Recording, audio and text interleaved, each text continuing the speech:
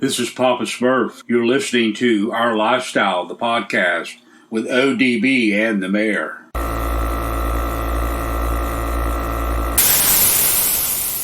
Yo, yo, yo, it's ODB. This is Our Lifestyle podcast. We're getting ready to jump into the fresh episode, and we want to thank our title sponsors, which includes Custom Car Show Productions.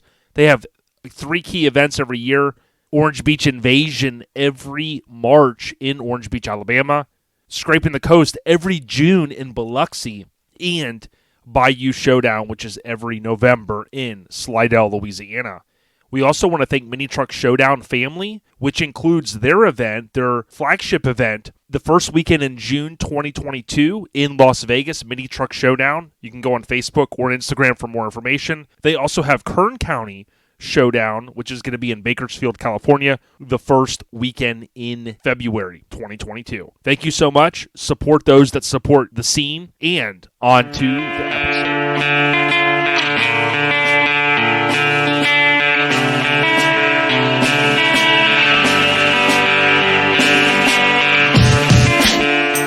Yo, yo, yo, yo, yo, it's Our Lifestyle Podcast, episode 282. Yeah, I'm LMC. Yeah, you know me. You're down with LMC. I'm filling in for ODB. Where you at, Shiggity Shay, the senator? Are you out gallivanting, or are you in the house? I think I broke his window. We're sitting here? All right. It's a beautiful day here in... Hey, is this ODB's house or Mike's house? It's ODB's house. Hey, man, you got a nice-ass house. Hey, he's supposed to have some, like, fucking man cave here with all kinds of, like, memorabilia shit in it, right? All right, man, I'm going to look for it. Shay, come back. What, I think somebody's home, dude. Fuck. We gotta go. We gotta go, man. Come on, let's go. Hey, what the hell is going on? Peace out, Airhead Nation. Get the fuck out of here. LCD Podcast on the rise. How did you get in? Through the fucking window? Dude, I'm going to unsubscribe from your podcast if you do this again, motherfuckers. Happy Fool's Day, April Fool's Day. Enjoy the rest of this episode with Shay and LMC coming off the top ropes in Kentucky. I mean, wait, where are they from again? Back to Swap Shop. No homo. Yeah, I mean, you wouldn't do that, would you? Well, maybe. No. I've banged a few things in my lifetime. Yeah, well, the filthier the better, right? Smutfest 2000. 2000, yeah. It's gonna be built off the Mons Venus thing. Because it's going to be in Tampa, right? Oh, wait a minute. Odyssey 2001. My bad. So Smutfest 2001. Yo. It's Our Lifestyle Podcast episode 282 coming at you from Florida, the great state. And I think I heard Biggity Mike the mayor cough a second ago. Is that the smoker's cough you still got, Mike, from last weekend?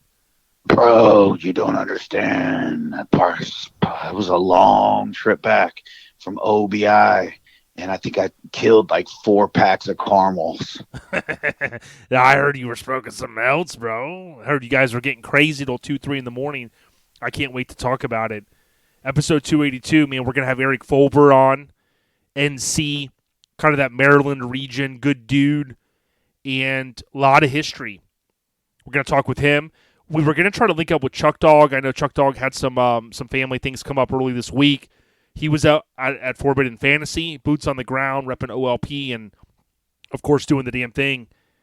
But, Mike, I want to thank everyone for going to OBI, but also remind everyone that Scraping the Coast is coming up the end of June. So, as one of our title sponsors, we can't thank them enough. But, Mike, first weekend in June. So, we got 2 big shows in June. First weekend is going to be Mini Truck Showdown. We're hearing a lot of OGs are going to come out. And you know Vegas is going to be popping. I'm going to call it like the pre-SEMA kickoff, first weekend in June. Mini Truck Showdown, brother. Bro, you've been talking about it. You've been getting excited.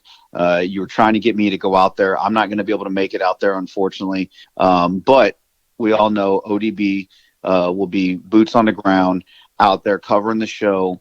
So just stay tuned to that social media because Mini Truck Showdown, Vegas, you don't want to miss it, guys. You don't want to miss it. Yeah, it's going to blow up like Nitro, like Biggie said. But just a few weeks later after that is going to be Scraping the Coast. So the 20th anniversary, it's June 24th through the 26th. That's, of course, in Biloxi. But to our title sponsors, thank you guys for always supporting us. And Corey and team, again, with Mini Truck Showdown. It's the first weekend in June. Mini Truck Showdown on Facebook or Instagram for more. I can't wait to see who's going to get the long distance award. I know Daryl Poe drove out there before, which is insane, and it's going to be great. So, but Mike, a jam-packed episode again with Eric. I know you and we got a little bit of time to talk, trying to balance the work-life stuff, personal life, and all that this week. So we'll maybe try to keep it short and sweet. Last week, Mike, may have been a record for us, dude. We'd have to check the OLP record book. You know what I mean? Well, I'm just going to say save your time of checking because it was definitely a record, that's for sure. Especially to keep you under a certain amount of time of only saying so many words, Dude. Definitely a record. Dude, Scotty the Body and others text me and said, dude, they were disappointed that Miggity Mike didn't know 1.21 gigawatts, January 21st, 81, the DeLorean tie-in. So, I mean, I got another trivia question for you this week. I mean, we're going to have to see. You know what I'm saying? It involves a van from the 80s, so we'll have to see if you know that one. You know what I mean? And it's not Rick Ross the boss. It's a different kind of van. Okay. But we want to thank at the top for this episode. I want to just throw it over and thank Joey Dilworth at Get Decked. Many of you often will hear us talk about him a little bit later in the episode, but Joey is a great guy. If your show or your husband or your significant other wants to put a photo or artwork on a skate deck, Joey can do it. Look up Get Decked, 2 words, Facebook, Instagram. He's also getting ready to launch his own artwork that he commissioned through Graphic Disorder, the best in the business. And, of course, he'll be selling those skate decks. Mike, he told us he's super excited. Joey Dilworth. He's the man, and he is putting out some product for the scene of ours, so we appreciate him. Oh, absolutely. And with that being said, he actually provided our, like if there's promoters out there or other shows or podcasts or anybody, he made our award for us for our Lifestyle, the podcast pick for OBI. And so, dude, when it showed up, everybody's like, holy shit, that came out badass. And of course it did. And Joey from Get Decked made it. So, guys, make sure y'all hit him up. And he can do the damn thing for you. And he can make you some badass awards. He can make you some badass skate decks. Yeah. Or if you just... Yeah. Whatever you want, he can do it for you. Yeah, and he traffics them across state lines. I don't know what he's injecting into that wood, though. You know what I mean? There could be, he could be melting them down. I don't know. But he gets them to us. I'll take them. Hey, that's all that matters, and that's all I care about. Just as long as we get them, that's all that matters. Yeah, I mean, on my last couple decks I got, I didn't have trucks or risers or wheels. So, like, Joey, what's going on, man? I thought it was like an all-in-one price, you know what I mean? So, but thanks to Joey Dilworth, real deal. Just kidding. He's a good dude. Mike, next segment is our last episode recap. We haven't been spending a lot of time on these the last couple weeks, just trying to keep things a little fresh. I got to thank you and the Airhead Nation that all jumped in after hearing Johnny Garage Johnson. I consider him a homie because I've watched him so much on YouTube. Love his dedication to mini trucks. But Mike, you and many others jumped on and subscribed to Hardcore Garage on YouTube. That put him over the 5K, and he wants to send a huge shout-out to the Airhead Nation and everyone else that jumped in to subscribe. Man, he appreciates it. Oh, absolutely. And not only did he do a killer job on the podcast, listening to the stories, great interview, but he also, so I tuned in and checked out some of his videos, and he does an awesome job on his videos as well. So he's definitely got a fan, for life there. Keep putting them out, brother, and I'm going to keep watching them. Yeah, Johnny Garage, watch out because Mike will quickly turn into like a pen pal, fan. Like he'll start sending letters and he loves writing and stuff. So just be careful. You know what I mean? Oh yeah, no, absolutely. Now, I'd rather pick up the phone and talk to him, but I don't seriously doubt he wants to talk to me. So he don't have to worry about me, actually writing anything to him. That you don't have to worry about that. Yeah, love his vibe. He kind of reminds me of like Josh Wheeler, right? Many of us know Josh, Boogaloo Van from Florida, but he just got that cool laid back, vibe. Everything is good in the hood when you got vans or minis or just in life. So he's a good dude. Check him out, Johnny Garage Johnson. If you're new, you came here to listen to Eric, make sure you like, subscribe, follow to this podcast, and then check us out on OLP or check us out on YouTube rather, and check out Johnny Garage Johnson while you're there. This last episode recap brought to you by Lone Star Throwdown. LST, the biggest, baddest truck show arguably in the world for our scene. 12th annual event's going to be going down February 2023. Set your Siri, Amazon Alexas, refrigerators, whatever you got.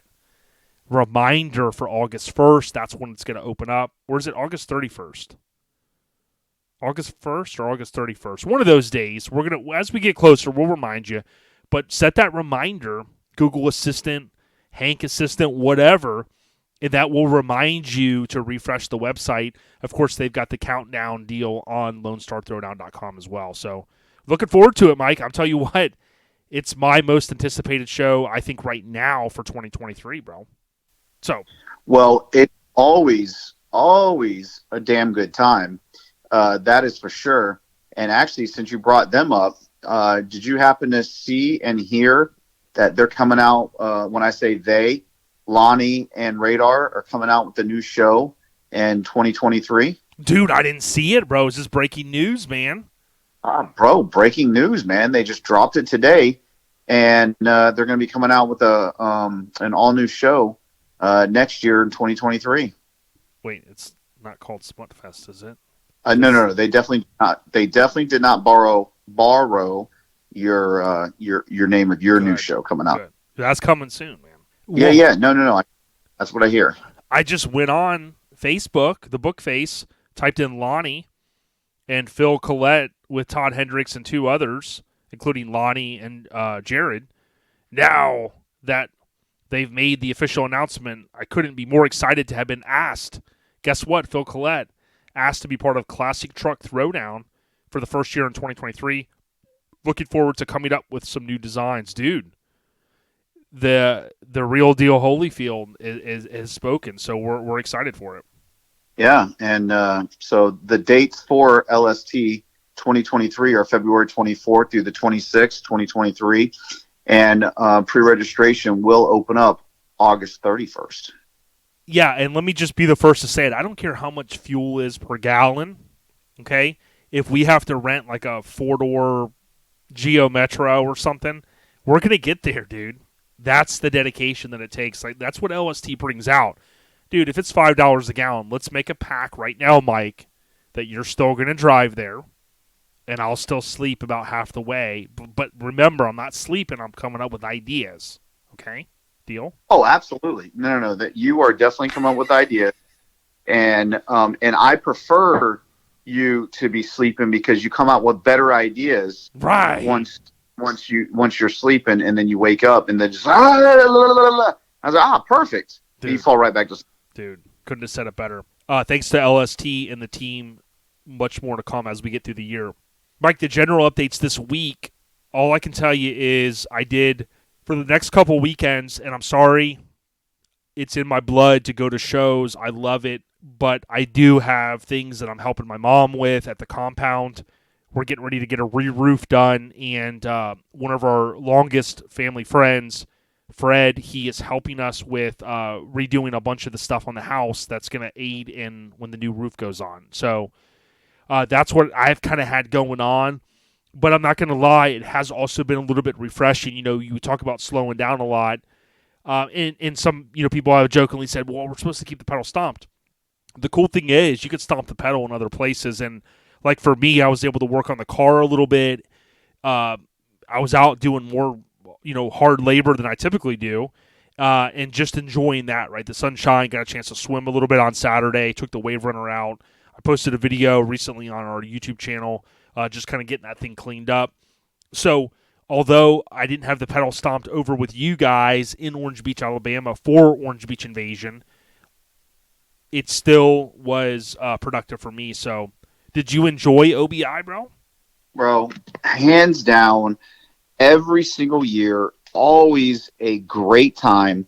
Guys, this year, and I know a lot of you guys that listen to our Lifestyle, the podcast, you got your full-size trucks, you got your bagged full-size, you got your bagged minis, and guys, no squatted trucks this year.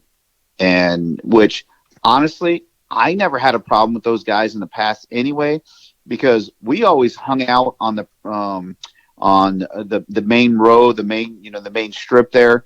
and never even went to the back where all these guys were tucked away and hiding.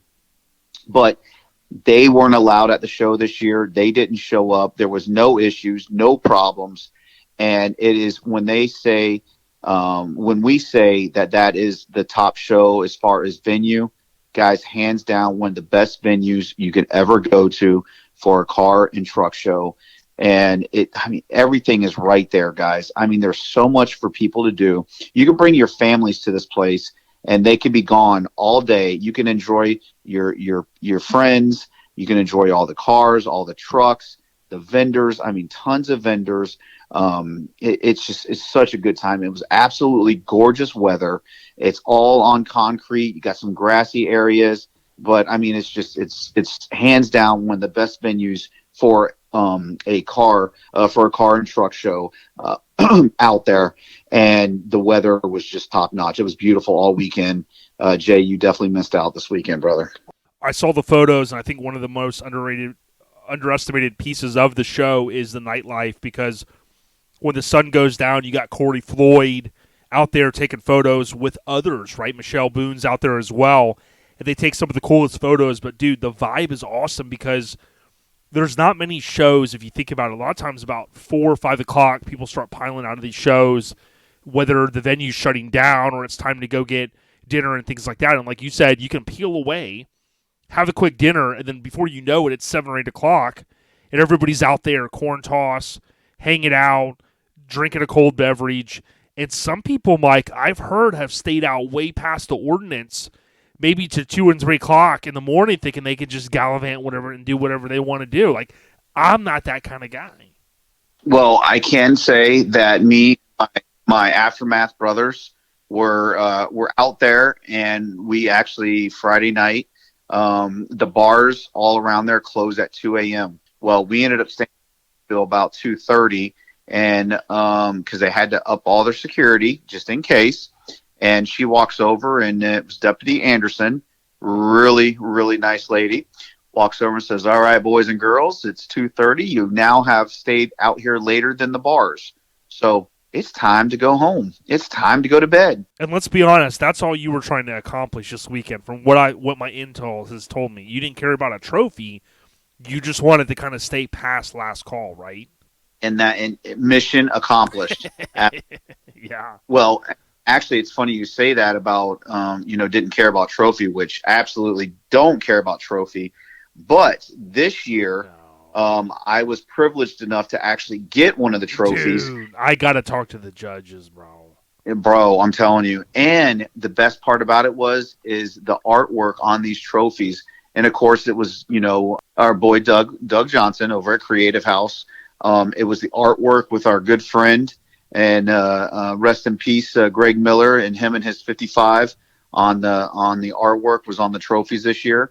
And so, yes, I did get a top 100, and so I was just happy to get one of those trophies to keep the memory alive of our good friend. Well, rest in peace, Greg. I appreciate you saying that. We got Ed Eister on the payroll now. He's keeping track of all the tick marks, and he's also keeping track of any of the mods. And he and I had a bet going that you weren't going to win any trophies until you started doing some of these mods we've been talking about. So we kind of feel like maybe you had an Iggy on this one, but we'll chalk it up and say, okay, maybe you earned this one. You know what I'm saying? But, dude, you're not getting any more until you really start putting the pedal down. Let's be honest. Yeah, and that's probably true. I did leave 100 underneath the my underneath the dash. So right. I did leave a hundo underneath there. I don't know if that had anything to do with why I was able to pull in one of those top 100s, but hey, yeah. I got one, so that's all that matters. Right. Well, the general updates this week brought to you by Southeast Mini Truck and Nats. Will be there the third weekend in April. Great folks, Mini Truckin' Nationals, biggest, baddest show around for mini trucks, I would say, in the world. Many of you may not have a ticket to get in, but you can still spectate. Come on into Maggie Valley, and we're looking forward to seeing you out there in Mini Truckin' Nationals on Instagram and Facebook for more. So, Mike, I'm going to have to cut this short in just a minute, because believe it or not, even though it's our normal day, my wife, she's got a work call tonight, so she kind of needs the office. That's my cue to head straight to the dog track. I told my wife, hey, man, it was payday this week, so I'm going to head out. I'm going to try to double up. If I make enough, I'm going to try to get out to Vegas and maybe some other shows, I know we're talking about DJ Mays. These guys are coming together for the middle of May and relaxing in the park. And I've been looking at flights, dude, and it's not even the price. The price is great, especially with the Legion. The hard thing is the time. Weird times flying Friday afternoon, coming home Monday afternoon. So I don't know if you've had any luck, but for anybody that's close to St. Louis, dude, if you're not going to relaxing in the park, like it's May 20th through the 22nd, I love what Asphalt Army's done with the artwork. But it's going to be in Festus. So I'm looking forward to it, bro. Bro, I can't wait, and definitely look forward to going out there and supporting our boy DJ Mays. And so I have not, and I haven't done it. Shannon probably has, because she's the one that usually takes care of that stuff anyway. But I do need to confirm with her that we do have our tickets and we're ready to, rock and roll and get our asses out there to St. Louis. Because honestly, I've never been to St. Louis before, so I'm really looking forward to this. Oh, it's great, man. If you can get downtown, we'll tell you the good places to go. Hank told us about this place where they make salami sandwiches. And at first I was kind of skeptical, right? I'm like, man, I like salami on a good, nice, sub sandwich. But, I mean, that's all they have. And I was sold, dude. One of the best I've ever had, Hank loves, it sounds weird, he loves the salami sandwiches, And apparently he ratted out and said that that's because of Ron Perkins and that kind of deal. So I don't know the whole story. Yeah, that sounds a little fishy to me, brother. All right. So the last thing I got for you, and then what I'll do is I'll finish the episode up, is trivia with Mike. Mike, dude, are you ready, players? Bro, I am always ready. Let's do this. Even if I get it wrong, I'm still ready. Okay, players, now it's time to get serious. Dude, this is not Rick Ross, the boss, okay? But I want you to think about this for a second. I saw this opening sequence the other day, and it made me think, I'm coming at Mike's throat for this one, dude. This show aired in 1984, ran about 8 years. It features a widower and a former pro baseball player, Tony Maselli. He takes a job as a housekeeper for a high-powered divorced businesswoman, Angela Bauer, and her son. He and his daughter, Samantha, move into the Bauer residence, where Tony's laid-back personality contrasts with Angela's type A behavior. But here, that was not even really in the original script that I was going to throw your way, right? The opening sequence of the show features a blue Chevy van. Now, many truckers, we were born out of the Vanner days, you know what I mean? So I thought, blue van, 1984, hit TV show. The guy's name's Tony Maselli, I believe is how you pronounce it. And, dude, the opening sequence brought back some memories. So I know some people are probably scratching their head. But we're not talking Rick Ross, the boss, but we're talking another show from 1984, and it was a classic one. That's funny that you said that earlier, and because you said something about Rick Ross, the boss, and I was like, well, shit, Rick Ross, the boss, Tony, because I don't really think that was the guy's right name, but, Tony Danza is the guy who you're referring to. Maybe. I can't confirm or deny. Well, you definitely ain't going to deny. But anyway,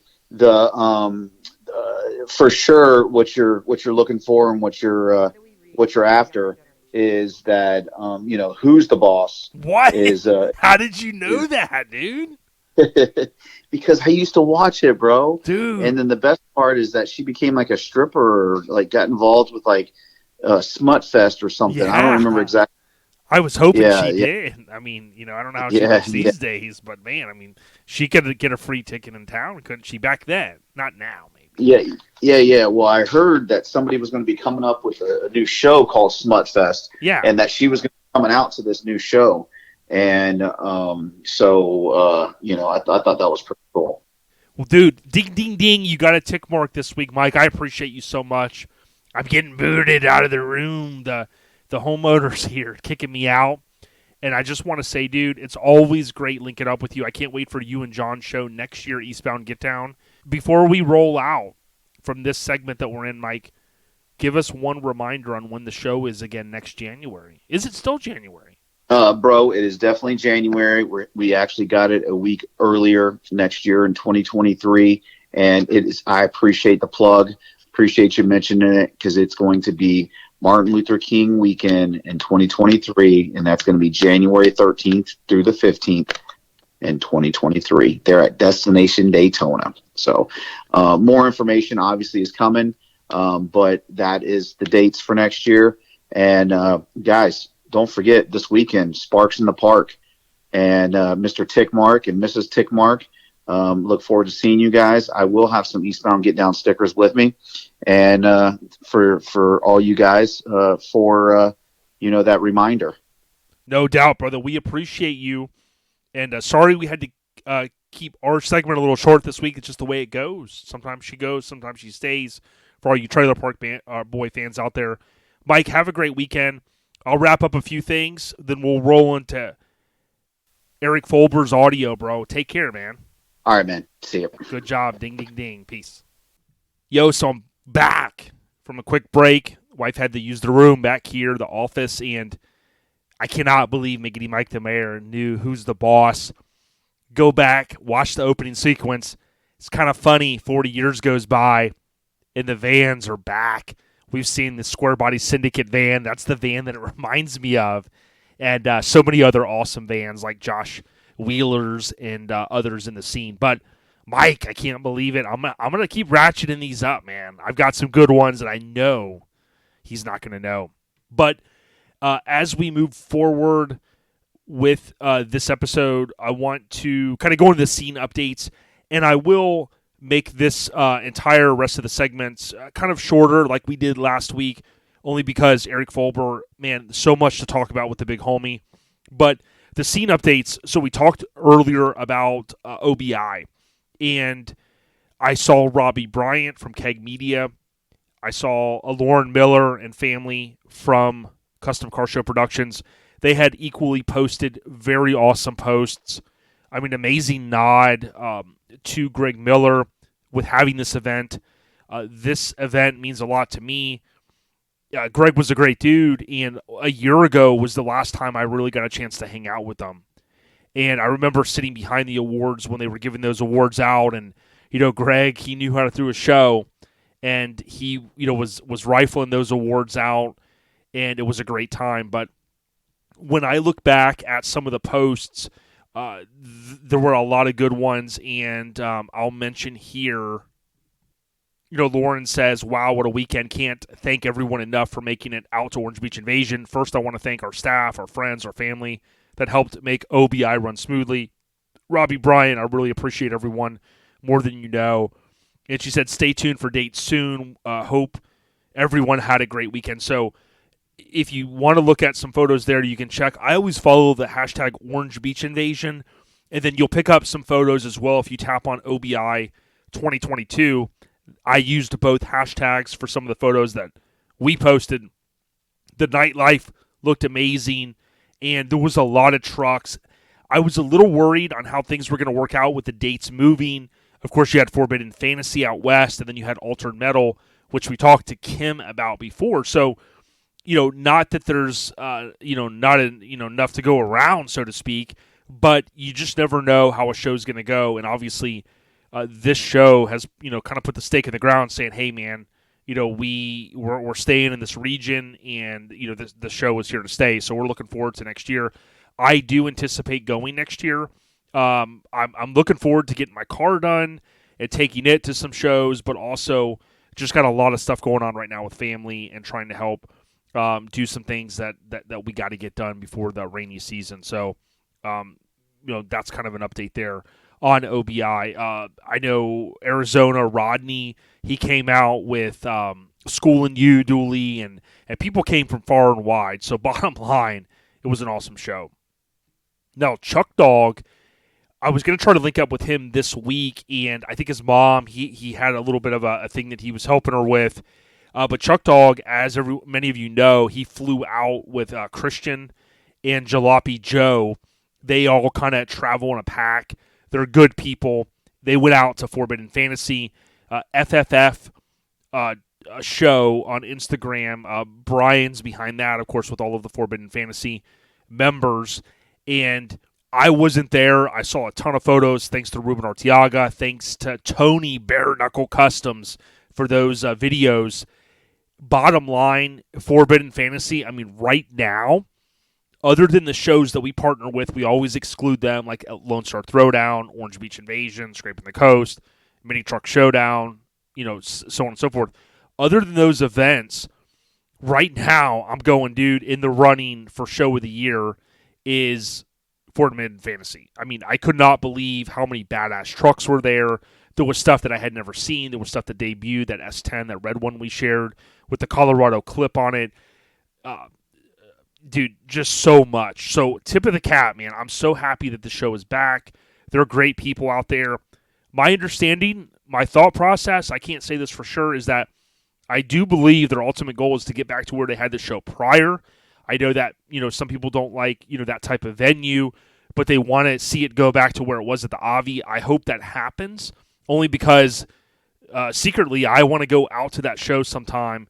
And next year, if it does make it back, maybe that's going to be my opportunity. So, tip of the cap, Brian, I know Frank with Custom Life, and all of those members in Forbidden Fantasy, great job. Altered Metal, Kim, again, great job. I saw a post from her. She said that they had another successful year. And, there's obviously with any show, you're always going to want to have changes. She mentioned that, there'll be, some changes they may make overall, but they've already announced the dates. I think it's the same weekend as next year, which I think is fantastic. And they've got something really, really, really good going. And all I can tell you is Altered Metal. They're on Facebook. They're on Instagram.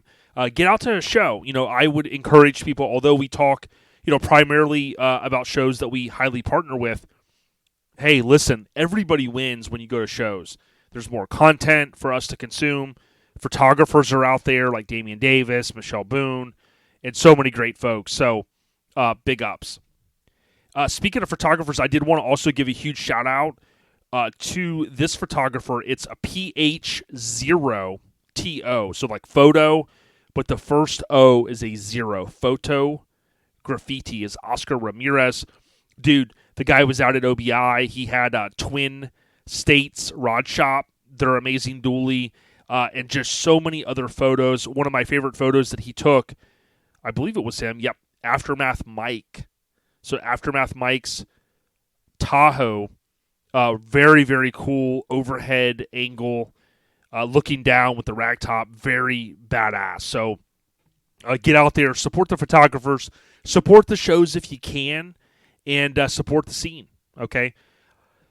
I think those were the main scene updates that I wanted to share. I did save a couple other things. I do know that I want to say big ups to Bobby Arkwright, a great supporter of the podcast. He ended up with a truck that was featured 30 years ago in Truckin, and that one's called Hammer Time. So extended cab, chop top, S10, right up his alley, and I know that he's going to do amazing things with that truck.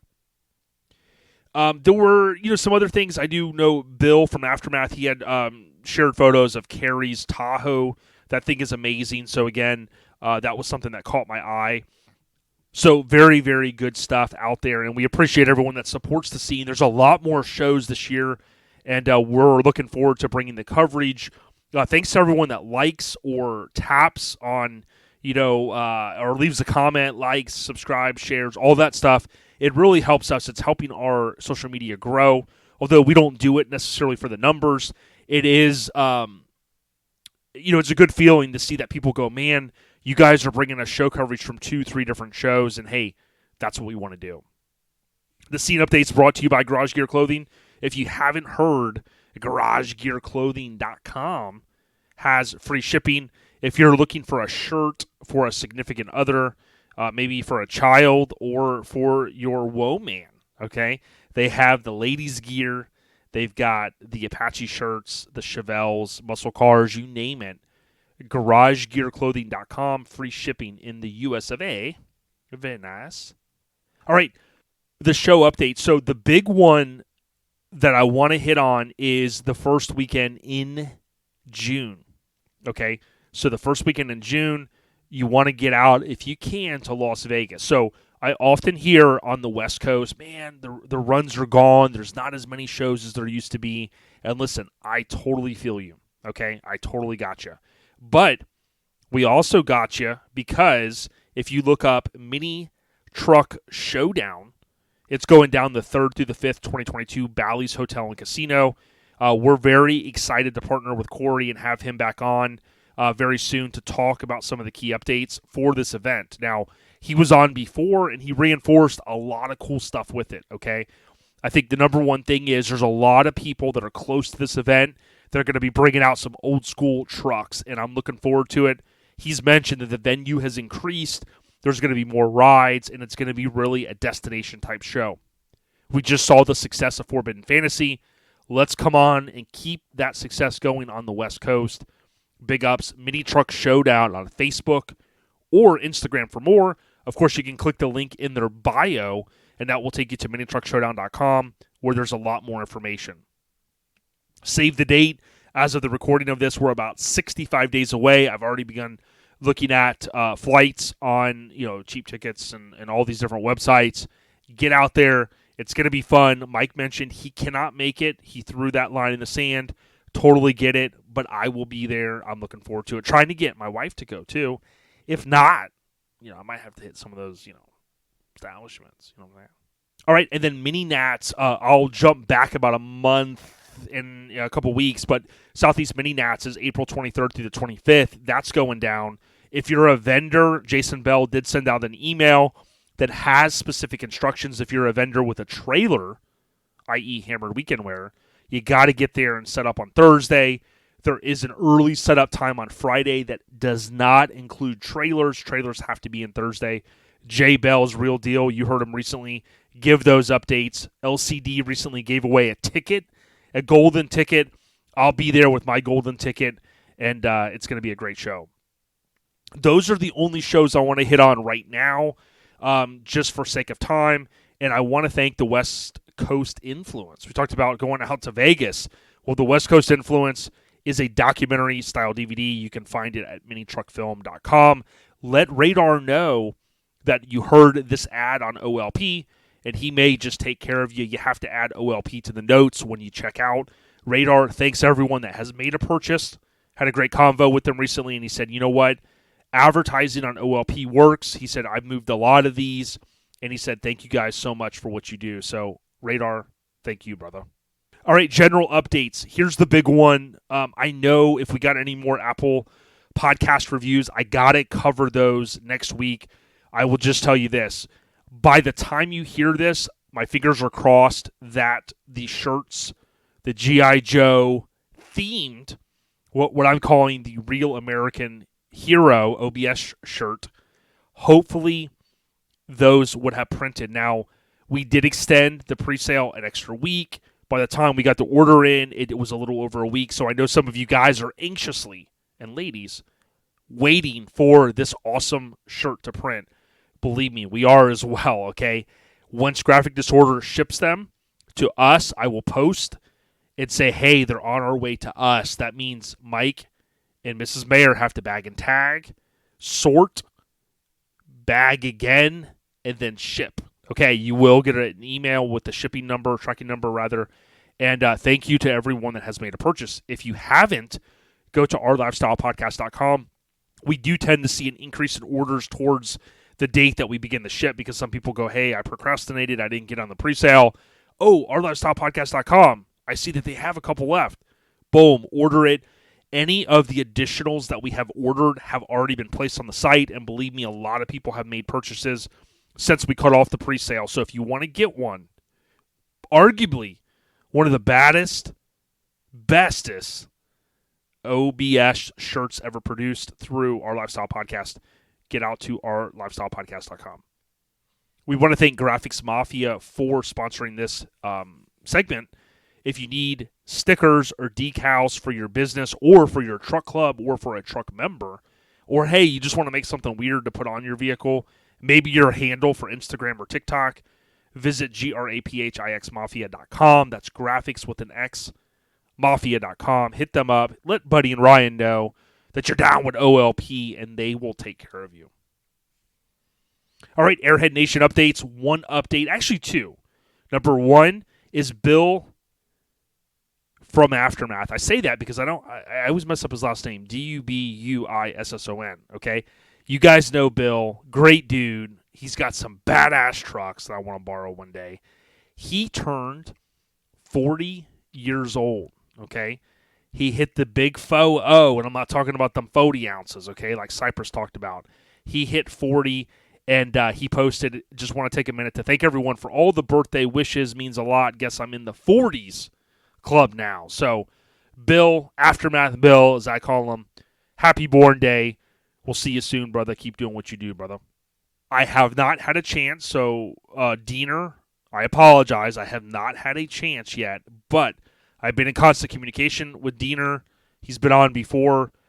I said, yo, we need some more coffee and brats, okay? If you don't know, Diener has a podcast, Coffee and Brats. It had been a minute. He posted a new episode. He's back, and I'm super excited. I love his enthusiasm. He's a great mini trucker. He's part of the Low Bros. And recently you heard someone bring up something that they had heard, and believe it or not, it was Rose Metalworks talking about, hey, I had heard such and such. Well, he heard that on Coffee and Brats. So if you're, on the road a lot or you're looking for something else to consume, check out Coffee and Brats via, I think, most podcast apps. I find it on Apple. It's simple. It's not too long. I enjoy them. Keep doing what you do, dog. Airhead Nation updates brought to you by Hammered Weekend Wear. That's HAMMERD, weekendwear.com. We've got some big news we're going to be sharing soon with you once the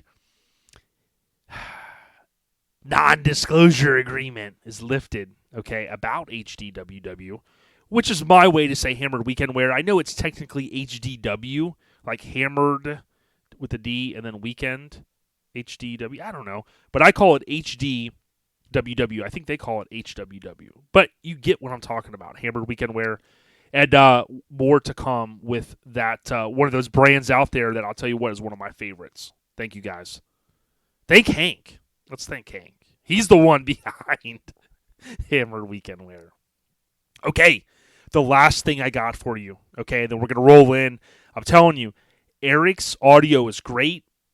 It's a longer interview, but it's fun. We talk trucks. We bring up Street Trucks issue 25. We talk all kinds of history with Eric Foelber from the Maryland area. Okay, so stick with us. Okay, but you know how I'm tying in, this is episode 282.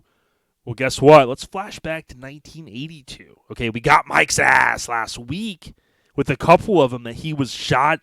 Dude, he was like, bro, what are you talking about? Okay, so here's 3 plus my 1 bonus, short and sweet. January 7th, 1982. What video game system came out? Okay, I call it a video game system. It was kind of a computer. The Commodore 64.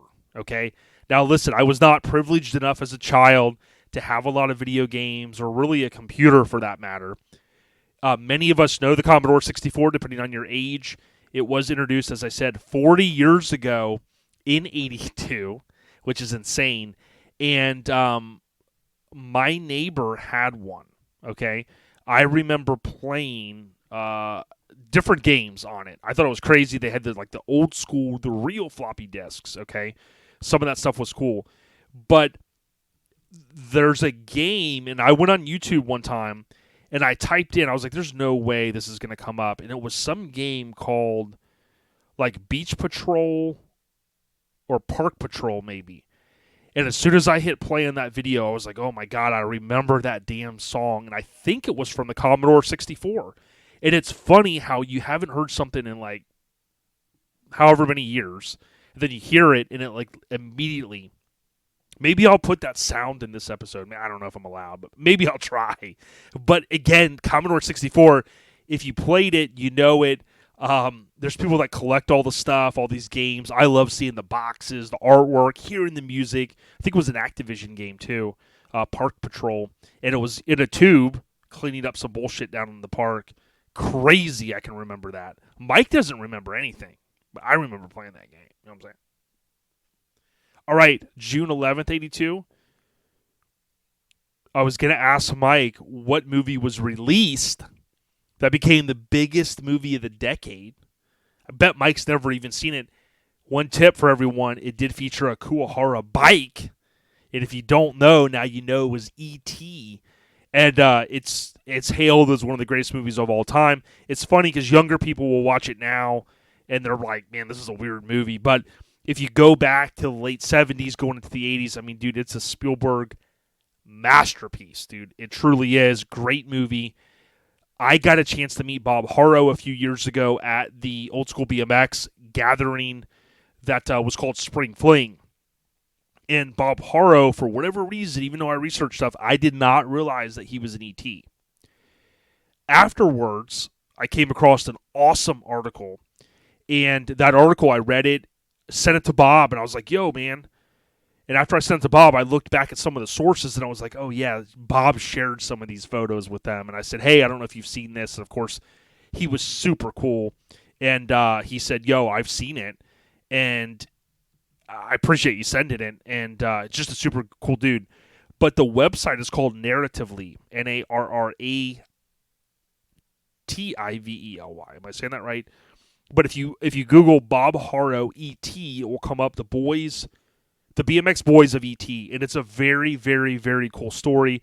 And it's subtitled The Untold Story of the Bike Broker and the Fearless Riders Behind Spielberg Blockbuster and its legendary chase scene. And there's some cool photos that I had never seen, even Spielberg with the Raiders of the Lost Ark shirt, and he's sitting on the Kuwahara bike, and he's kind of like popping a wheelie.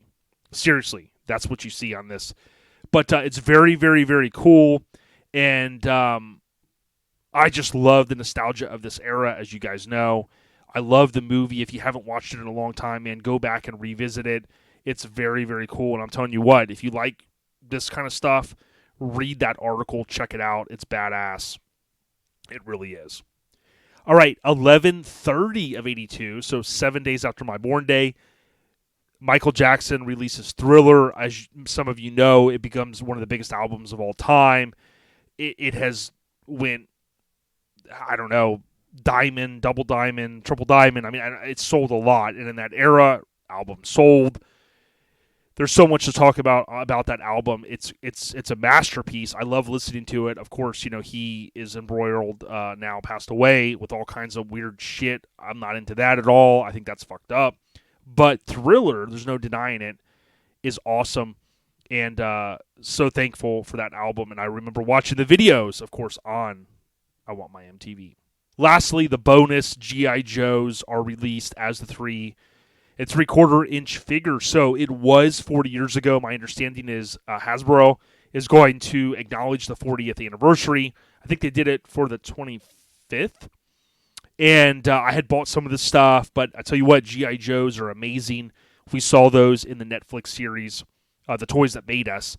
And I love that they've embraced so much with G.I. Joes. And for those that don't know, I've said this before, the recent shirt that we did through Graphic Disorder, that was a nod to the artist that did all of the box or most of the box artwork for G.I. Joes from 82 on to, I don't know if it was early 90s or what, but he was a legend and he passed away a couple years ago. I think April, 2 years ago, I believe he passed away. So it was a nod to him, and thanks to Hidden Hot Rod Art, along with Graphic Disorder for all that they do for just knocking that stuff out of the park. With that being said, Mike and I took up way too much of your time. I'll just tell you the last thing is the LCD podcast guys. I didn't get a chance to talk about this earlier. They drove down here and they broke into my house. and it's a serious deal. So they're apparently going to talk about how it went down. It was kind of like when the guy broke into Eminem's house. Kind of messed up, if you ask me. They basically stormed into my house through a loose window. And what he told me is they're going to talk about it. So I'm anxious to find out. Authorities are involved. It's a big deal.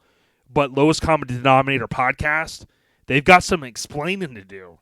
Okay? And my understanding on this next episode, they're going to talk about it. So, those sons of you know what, we're coming for you. Enjoy the rest of this episode. We got you.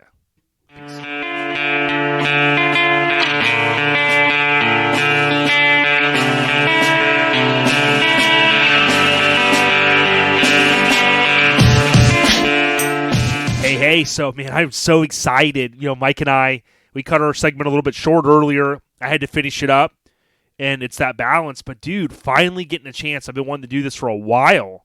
Eric Foelber, man, how you doing, our friend? I'm good, Jason. How you doing, man? Good, man. Dude, it's so good to sit down with you. We met a few years ago at Mini Nats. I mean, dude, we got so much cool stuff to talk about. And, man, dude, how are things going? For those that don't know, you live up in the Maryland, kind of East Pennsylvania area, right? Pennsylvania, Littlestown, Pennsylvania. Grew up in Baltimore, Maryland, around the outskirts of it. And I've been in Pennsylvania for 15 years, but I do everything in Maryland still. I work in Maryland. I'm 5 minutes over the line. So kicking those big brown boxes, running UPS every day, and that's just how it goes day to day. Yeah, and you know what? That was my mistake because I always think for some reason, and it was stuck in my mind, I kept thinking FedEx. So when we were chatting earlier, you're probably going, dude, this stupid mother effer.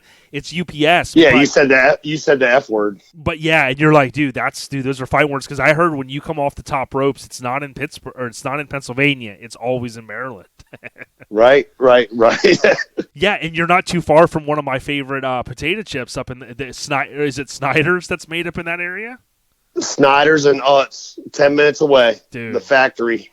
Dude, that's where could you imagine working there, man? I'd have to be on the treadmill, like working. You know what I'm saying? Oh, you drive by it and you smell it. The fryer's going like that. They got steam coming out of the top of the building, and yeah, it's good sense for sure. Hell yeah! So Eric Foelber, man, why don't you share? You know, I usually start picking your brain and the guest brain at this point, but you know, you shared a little bit of background about yourself, but like, you know, what's some of your upbringing in that maybe the little town you grew up in and whatnot? Like, give us a little bit more background on yourself. Well, outside of Baltimore, just met friends, through school, normal school, all that stuff. Rode the bus, rode the cheese. Yep. Everything was pretty spread out. I mean, we rode our bikes everywhere. There wasn't a day we weren't riding BMX bikes. Me and my good friend Nick all started there. Like every day, we had a big reservoir next to our house. We'd go try backflips on our bikes into the lake, and then then we realized that we need to tape 2-liter bottles to the bike so they would float and not go to the bottom. And yeah, it was nonstop from when we could ride bikes all the way up till we started driving and moved away from each other, whatever. But we had the neighborhood. It wasn't a neighborhood, but kids around that all kind of did the same thing. I mean, bikes, rope swings, sleigh riding in the snow, everything. So pretty basic. 4-wheelers, did all that. I mean, I never had a 4-wheeler. Same. Could never afford one, but I have one now because I never had one when I was a kid, but now I never ride it because I got more to risk. So, but we would ride the hell out of those things and make jumps for everything and, do stupid kid stuff. Yeah. But, yeah, I mean, that's, little country boys, I guess, in a way, outside of Baltimore, as much as that doesn't make sense. But trust me, if you saw the area, you would know what I'm talking about. So yeah, for sure. Have you ever got a chance to watch Stranger Things or like any of those kind of 80s throwbacks, or do you probably don't sit down much since you're doing the UPS stuff and then you're also, helping all the homies and stuff on the side? Right. Yeah. I don't watch a lot of TV. I've heard about Stranger Things. I have a couple. Of course, I'm a Yellowstone fan. Yes. I do watch that. Ozark. I got a couple that I watch, but it's, I mean, by the time I get home, I make some dinner, I take a shower, I might turn on the TV for an hour, but it's Yeah, I mean, wind down and then boom, it's reset. I don't really get into too many shows. I mean, I'll watch a movie or something, but there's just a couple shows I'll watch. But yeah, I mean, I've heard about all of them. It might happen one day. It's just things are busy, man, like everybody, so. Oh, yeah. Well, here's the ironic thing. Like, if you think about, some of the cool stuff you mentioned, we grew up, very similar age. We grew up at just an epic time, and I think it's evident because you're seeing, like, Mongoose re-release, like, bikes and scooters, and these shows are throwing back to this and that. People are collecting like 80s stuff, like VHS tapes and all this stuff that we like got to a point where like, man, throw this away. DVDs or the shit, right? But it is cool if you think back like we were for a minute reminiscent. Like it was really, I would be hard pressed to want to grow up in a different time. I actually think about that quite a bit. Like my old bikes, I have a bike collection now. So that same as the 4-wheeler deal. Like I don't like. I always wanted a Hoffman Condor. Yes. Okay. When I was younger, like you get the BMX Plus magazines or whatever, and you'd open them up. You see what is it, Albies or whatever, and something Sunday or what, I don't know, whatever it was, the shops, and they'd have advertisements. I got Hoffman catalogs and all this. I'm sitting there dreaming. I got all the posters. I had Mongooses and GT Performers, which my Performer would have been probably worth $5,000 at this point. I mean, I wasn't exactly gentle on it, but we used them.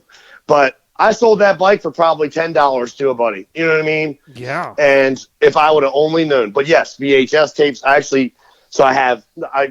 bought a Hoffman about a year and a half ago, and a NOS 97 Hoffman Condor frame, chrome. Yes, wow. And then so the more I was researching, I'm like, I'm going to do it. You know what I mean? I'm going to build the bike that I always wanted.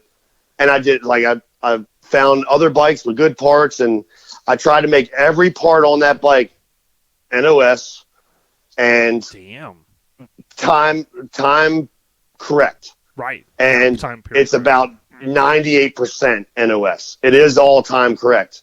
But I put it together. I hung it up in the basement. But in the meantime, I bought bikes with the good parts on them, or new parts, used parts, whatever. Had them refinished, did them myself, polished, whatever. And then, so now I have 7 Hoffman bikes, all different style, all different kinds. Sick. Yeah, and I'm like, I'll sell them one day. Yeah, no. And I just finished another one that I actually gave to a good buddy of mine who's our interior guy, Matt Reynolds. But he helps us out a lot in the truck game. So he's a great dude, and he helps us out. And there's this stupid website called BMX Museum. Oh, yeah. That's like a needle in your arm, isn't it? Once you go on that, you're done. I'm telling you. If you were ever into bikes, you're done. So I got him hooked on that. And then, so he started buying bikes. I was buying bikes. And we were just like, look what I got today. Look what I got last week. Yep. So he's telling me about this Hoffman that he had when he was a kid. And so I found one. I made it happen, redid the whole thing, and we gave it to him the other day, and it was awesome. Like, not my part of it. It's just that he could have that, and it was very special. It was cool. That's cool. It was cool. Yeah, you getting the homies involved, and you think back to the epic times, dude, and it's crazy. Now, here's something funny. Some people will reach out to me because I would post bikes a lot, and I'll tell anybody I'm not the utmost expert. Believe me, oftentimes I'll text my buddy Tony Bolin and I'll ask a question or I'll look it up, but I turn people onto the BMX Museum site all the time, knowing that that's going to be like a drug, right? And what's funny, it's so bad. Yeah, I had bought a frame that was it was a Mongoose. It was a smaller kid's bike from like '88. It was when my son was a little younger, and then I bought this frame, and I was like, man, I found another bike that was going to be. It was like the price of the frame, but it was complete. I was like, well, I better just buy that because it's going to cost me more to get the parts. You know what was so funny? I hadn't taken a bike apart in so long that I took the pedal off, and I couldn't realize how I couldn't get the pedal back on, right? The wrong way? Yeah, and then I remembered it popped in my head as an effing kid because, as a kid, my dad didn't really have a lot of tools, and he wasn't like an at-home mechanic and stuff. So, like, if I had like one little wrench, like I was like, that was my wrench, and I thought I knew what I was doing. But I remember it flashed me back as a kid. I go, wait a minute, they're reverse threads, man.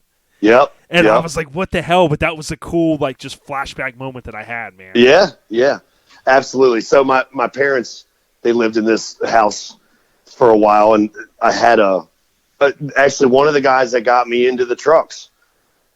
He had a brand new hutch frame, chrome, like, oh, beautiful. And I had that thing for years, and it was no big deal to me. Like, it just sat there. And then my parents move, the junk guy comes. I didn't care about bikes at the time. It wasn't that long ago. It was probably 5-6 years ago, whatever it was. And now it's like, oh, what did I do? Yeah. What did I do? And I had a mongoose expert when I was a kid. But yeah, like I was not thinking anywhere near stuff like that would be popular these days. It was just a bike. Like, we rode it every day. Yeah. Like you would get a tore it up, like scratched it, wreck it, like whatever. Like, it was what it was. But yeah, you get apart and rip the plastic apart and throw it away. Now it's like, well, hold on, don't throw that chain. I need that chain guard. It's only $300. Yeah, I need that. The chain guards, the reflectors, all the stuff you would rip off as soon as you get the bike. Scratch off the decals. Like, oh, right. And we're like, wait, what? But if you think about, dude, the bike stuff, I got in kind of before it started to get really crazy. And luckily I had met my buddy Tony, and he had a few bikes, and he goes, yeah, I used to have more, but I sold some, and I kind of got into it. And then I realized, like, a lot of us, I mean, I hate to say it, we got to this like midlife point, and we're going, some of us had bikes and we rode, or there's also people that were like, well, me and my buddy had that pink bike, and I never had a bike. Now I want one. So, these guys got money, and I mean, there's people, dude, I mean, I don't want to go in the whole story, but there's a guy that I met, and I go, man, what would you value your collection? I'm sitting there thinking, I mean, you got about $100,000 in bikes. He goes, man, my bike collection's at least $500,000, and I 100% believe like the amount of money he was telling me he was buying, and this and that, and it's not about, to me, it's not about how much money you got or whatever, but like, if you're super dedicated and like you're like, dude, I'll go to every inch of the earth to get this one part and stuff, or like what you're doing, and my stuff's not even the nicest. I love it, That's how I was. I had to cut it off, dude, because it was it was getting bad.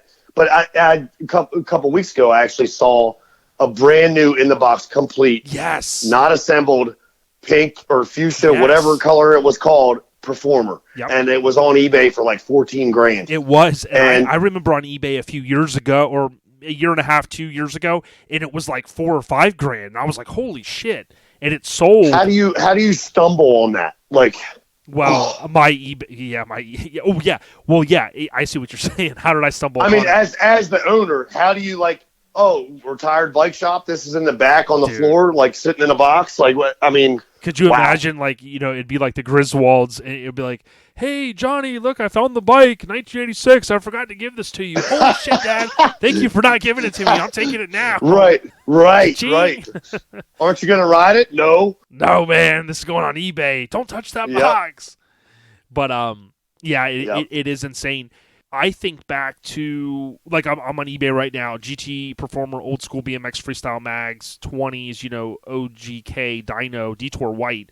Dude, $899 for two mags. Oh, that's the one I had. Detour. Oh, okay, the mags, just the mags. Yeah, just the mags, but like you said, the Detour, and my buddy Tony, he's taught me all kinds of, the pretzel bars, this frame, and we went, and I mean, he spent several $100s to buy a bunch from that one guy, and a few years later, he goes, man, all that stuff I bought, he goes, dude, I let it, and he told me how much. I go, wow, it was just rare parts, but I mean, there's people out there, and that's the thing, like, I don't look down upon someone if they, whether you collect Nintendo games. I mean, I think some of the crazy shit, like, $800,000 games or $500, little stuff crazy, but if you're dedicated to collect, mini truck stuff or bikes or whatever, hey, if that's your craft, if that's the thing that makes your cheese wheel go, I'm all for it, man. It's like, whatever. Right. I mean, that's, like you said, the midlife thing is, so when I was looking up the bikes, I was like, you know what? I'm going to look up my first couple snowboards I had. I'm going to look up my first truck I had, which I found, and it's actually in the town that I work in.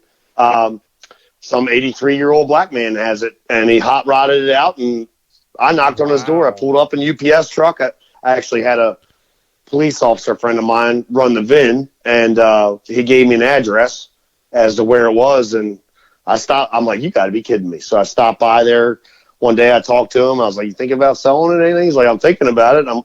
He didn't have a phone. Like, he was pulling pictures off his refrigerator, like bringing them out of all these old cars he's had and stuff like that. And so I left him a note. I did not go back yet. That was like I said, about a year and a half ago or so. But I didn't go back to bother him yet. I got enough on my hands right now. But one day I'd like to kind of get that thing back. It was an '89 S10. Damn. But and he didn't seem like he was a retired military. He lived right outside the Army base up there, and he didn't seem like he had a whole lot of money, and the truck sat outside, and it needed quite a bit of work. But so, I mean, I'm hoping I could probably pick it up for a decent dollar, but I don't know. We got enough to do right now, so I'll worry about that one day. It might be gone. It might be toast, whatever, but he's got my phone number. So yeah, there you go. Well, one day it'll come up. So, one thing I'm always curious about, you kind of talked about a little bit of the environment you grew up in, kind of small town, outside of the big city. Like, what leads you then to get into trucks? Like, was it, I always think back to, like, high school. Like, someone in high school had something cool, loud system, whatever. Yep. What was that gateway drug for you into this, like, whole mini truck, underworld? Very, very, very close to the same. So back in those days, I'm riding my bike everywhere. My family, we had friends that all went to this preschool/church up the street. There was a crew that were older than me. Chad Gill, who is probably about 7 years older than me. His mom worked at the preschool, all family friends. Yep. Stephen Hansen, his family was up there. He's about 4 years younger than me. Mm-hmm. But like we're all the families were friends out there. Like it was kind of a community sort of, it wasn't even exactly a town. It was just houses and fields and trees. Like, I mean, that's kind of not a neighborhood, just windy roads, but everybody kind of went to church, went to the gas station, did their thing. So anyway, I knew all them, and I knew they had, Chad had trucks and all his friends had trucks. And, then when you go down to Baltimore, you go up to this town called Eldersburg. Mm-hmm. That was in Maryland. Little more things happening up there, restaurants and stores and everything else. So a lot of jobs there, so you go up there, you go to the movies, you go whatever. I'm in middle school at the time, and these guys are riding these trucks around. I'm like, man, that's awesome. Like, I don't know. It just drew me in. And the stereos, like you said, stereos was a thing. Like, I don't know why, but I like it because his whole freaking back glass is rattling, his license plate's rattling and everything. Like, I don't know why, but I'm looking at him. So I guess everybody else is looking at him. You know what I mean? So one night I was at the movies with some buddies. Like, I was probably 14. These guys, it had snowed. There was a couple little snow piles around, nothing huge, but snow on the ground. And these guys doing the same thing, I guess, going to the movies, like 3 or 4 deep. Like there's this guy named Tim Gay was his name, and he was friends with Chad, and all those guys were together. Clint Vito, he's still out and about every once in a while. He's got a blue Toyota with a Tacoma front end. Oh yeah, it's older, like 94 maybe Toyota with a 01 front end on it. Yep. Anyway, so those guys, the truck wasn't like that at the time. It was dark blue with a 4Runner front end. But those guys rolled into the parking lot, stereos up, and Tim, with his little red Toyota, just hits this snowbank and just plows it. And nothing got messed up, but he just went right through it. And I'm like, whoa, dude, that was cool. Or you pull up at a stoplight next to him, or you see him at the trucks in the parking lot at the church or whatever it was, and you just see him driving around. And I'm like, man, that's what I want. Because I started getting into interest in cars at that age. Like, I was playing sports, doing things like that, and then it was like, well, you kind of need to get a job if you want to have something like that. And I said, okay. So I started working at a crab house, seafood house when I was 14. I worked 6 days a week. I saved every dollar I had. My mom put my paychecks in the bank for me.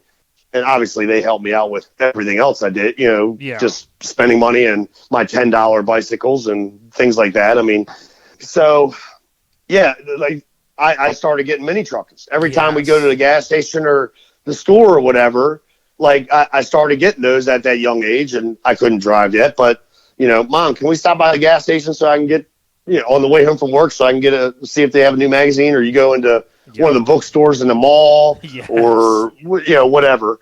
And so I started getting them, and then I don't know when I started subscribing to them, but probably when I had access to some of my money. Or you know what? No, my grandmother was getting me a subscription every Christmas, so that kind of kicked that. So that worked, and then man, like I kept working, and then my buddy Scott Wayne, he's big into Mustangs and all that stuff now, but he got this truck from his cousin that had it was probably 210, 212 JLs in it, and that thing rocked. S10 extended cab S10 had a cap on it. Well, we say cap up here. I've learned and heard way too many times that it's called a freaking topper down there. Camper shell. But I mean, whatever. But so that's just an ongoing battle with somebody else down that way. Oh yeah. Anyway, he had this S10. Yep. And then he slammed it, and then I'm like, dude, that's it. So I'm riding around with him. I still don't have my license. I'm 14, 15 still, whatever. He was about a little over a year older than me, so I guess I was 15. He's driving around. I'm like, this is so cool. And I mean, there's the rockers are rusted and everything else, but I'm like, this is awesome. So back then it was, the internet was not quite out yet, I don't think. That was probably 1994, 1995, whatever it was. So maybe 96. But then my parents moved up into that town called Eldersburg, actually a little bit past it. So there's like two different high schools for it. It was my high school freshman year when we moved. So there's one out in the boonies, and then there's one in Eldersburg. So that was like the city people, and then there was like the country folk, hillbilly guys that would drive their tractors to school. Now, did you have to change high school? Well, I started freshman year, so I wasn't at another high school yet. I see. And the high school I would have went to was a little closer to Baltimore, and that was getting very, very bad. I went to middle school down there, and it was time for my parents to move. Yep. It was a good call by them. So, but anyway, so I'm also at the same time I'm getting mini truckins, I'm getting auto traders. Yes. And that was the way to do it. There was no internet. There was no, so you're looking at this little book. And I mean, back then, man, there was 5 mini trucks in an auto trader in our area. Now there's like probably once a year, there's one in the world. Right. But so, I was looking. I had a couple other buddies that were, all about what I wanted, and so they're showing me trucks. We went up to a car dealership. This guy worked at a car dealership. He had an S10 up there, and I wasn't picky. But we looked at that. There was a club called Extreme Dreams. He was in that way back. I mean, that was a pretty big club up this way. But it wasn't up to my par. And I was being a picky little kid, not having a clue what I was looking at. Right. We went and looked at a Mazda that had air shocks on it. It was black with a cap. It was a walkthrough. Yeah, that one too. That one was like, whatever. Scott took me to look at all these trucks. Right. So anyway, all good. I was still 15. Actually found one that seemed like a pretty good deal. It was like $4,000 or something, 89 S10. And my parents went with me. We looked at it. All looked good. The guy was, if I remember, a little ghetto, but cool dude. Like the truck seemed stout. It had a lot of cool stuff on it. It was lowered a little bit and stupid little odds and ends Pep Boy stuff on it, but it was pretty clean. So I went for it. We went for it. I got it home, and it was 5-speed. So I'm learning how to drive stick. My parents had like a little common lane, so I was learning how to drive stick with that and stalling out and getting frustrated, doing the normal thing. Yep. But I just get home from school, and it was either so they had a pretty big driveway, and at the time I'm still doing bikes, hardcore bikes, like just freestyle street, going places, riding everywhere I could. I was pretty good on that stupid thing. Like I was good. I was pretty good. And then a lot of my friends from high school were skateboarding. And so I started skateboarding on and off bikes, skateboard, whatever. Like did it all. Like, you know, I had quarter pipes, rails, all kinds of stuff at my house. So I'd get home from school, and there'd be people already at my house skating. And, you know, my parents, which I respect, my parents wanted me to do my homework first. So, you know, that actually motivated me to get in there and knock it out. And, I mean, I didn't always do it all the way but because all my friends were out there with musical and skating, and they didn't care. My parents were very like a cool. photo My shoot dad going on. Tony Hawk's out there and shit. Right. Well, and we had the cameras, not VHS. What's the little tape? Oh yeah, those are like DV. They call them. Yeah. So we had those, and we're filming each other. And you know, this one guy, he's jumping over trash cans and stuff on his skateboard. I'm like, wow, dude. He was like Filipino or something. Yeah.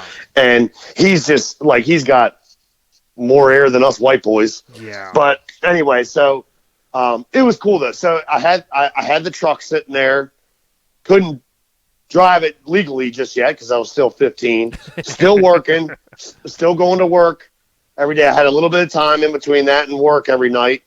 You fiddle with the truck a little bit, try to drive, all that. Yeah, fiddling with the truck, learning things because I mean my parents did right. My dad worked a lot of hours. He was always out late. That's probably why we were allowed to skateboard a little bit. Yep. My mom was a little more on the lenient side, but and my dad's real big sports guy. Like he's done a lot of cool things for himself. He was he's a tennis pro. Oh. He's retired now, but he still does it on the side. He's never going to give it up. But tennis pro at a club in the summer. He was a gym teacher in the winter, but he played for minor team baseball, High Point University basketball. All the sports, he can just knock it out. But being as good at that and he knows everything about every sport. But you know, he didn't have a big tool selection. Right. So it's like Right. My mom had more of that, and she could figure out how to do most things. But I didn't have a whole lot of knowledge. And then, of course, putting money into a truck and lowering it more and buying wheels and why do you want this stereo and all, like that was stupid. Like that was not a good idea for me. But they've changed over the years. Sure, they see what it's become, and they're watching out for me as a young kid. You know what I mean? But so anyway, I mean the skateboard and the bikes that kept going for years. 2 weeks after I got my license, 2 weeks. The truck, the S10 was like blue, silver, blue, like so it was like a 3-tone is what I call it, but 2-tone truck. But it was blue on top, silver in the middle, blue on the bottom. Yep. I'm driving up to this golf center, like a driving range place. I don't know why I was going there, probably to meet a girl. And I had a buddy with me. So, and then I got T-boned. It was not my fault. This guy was trying to come up next to me, and he T-boned it. So from that point, you know, I'm bummed out. Like, I'm just like, come on, man. I got this 2-week thing with trucks. I'll get to more with that in a minute. But 2 weeks. As soon as it's time to go, it's 2 weeks, and it's like something not so cool happens. Anyway, so it actually kind of worked out in my favor. So back to Chad Gill. Chad Gill owns Just Peachy. It's a Nissan. It's a peach Nissan with Colorado Valdez wheels and a cap on it. I know that big one. Stereo, old school. Yeah. So he worked with his father running West Bend Body and Fender, body shop in the Baltimore City. Okay. In the city. Like, doesn't get any more ghetto than that.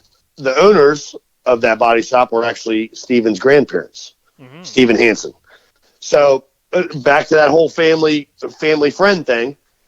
Chad knew that I got the truck. He knew that I had it. Like, you know, we didn't see each other a lot then. Still wasn't driving yet until those 2 weeks. So, you know, when I got to drive that thing, I was on top of the world. And that accident, it was so frustrating. But talked to his dad, him or his dad, whatever, and they're like, yeah, bring it down. We'll see what we can do. So I actually ended up driving it to their house, which was on the way to the shop, and they were just going to take it down. They ran and drove. It was crunched right at the cab and the bed, like right in between, like boom. So I drove it down to their house.